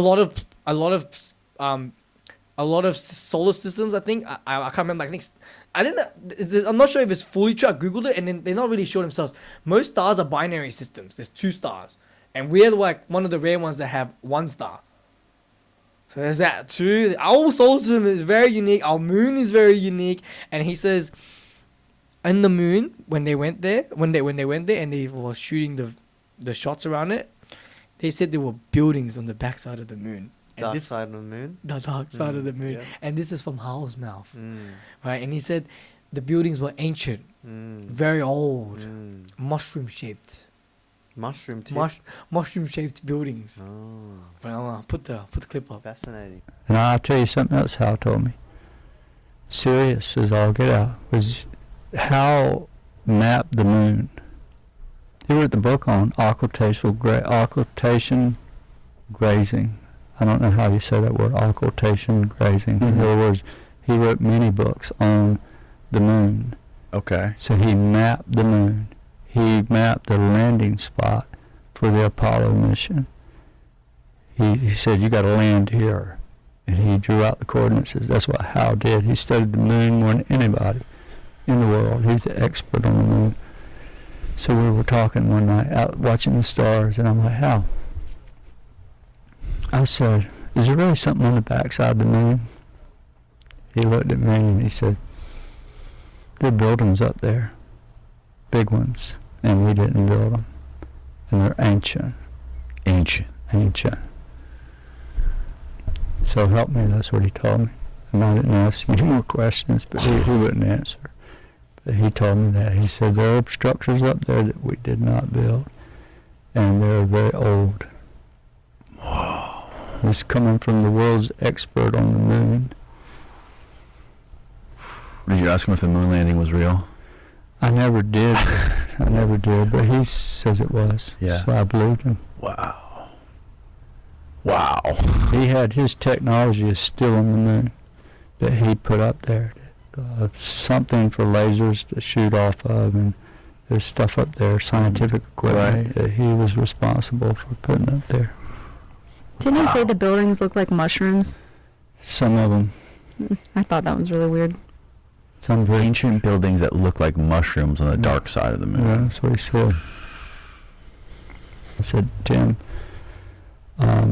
what do you think about the moon? Is there's something going on up there? Is there structures up there? He said, do you think that it landed by chance in the perfect spot where it eclipses the sun and it doesn't ever change its face to the earth? It stays locked in a position. He said none of that was by accident. He wouldn't elaborate anymore. He said, but there's something going on up there. I can't say, but it's not by accident. Welcome to the cosmic drama. Holy shit. Welcome to the cosmic drama, my friend. Wow. That is the next question. They're real. Right. They come and go. And I think this ties into like how we got here, bro. The whole accelerated evolution thing. Yeah. Right. Yeah. Dude, wow, right? Yeah. There's a lot to unpack. There's a lot to unpack, bro. Yeah. Brother, that was fantastic. Oh my goodness. It's been fun. It's been fun. I told you 3 hours will disappear really quick, bro. Long. But it didn't feel long at all. No, that was long, but it didn't feel long. Yeah. Yeah, right? Fuck. Damn. Cool.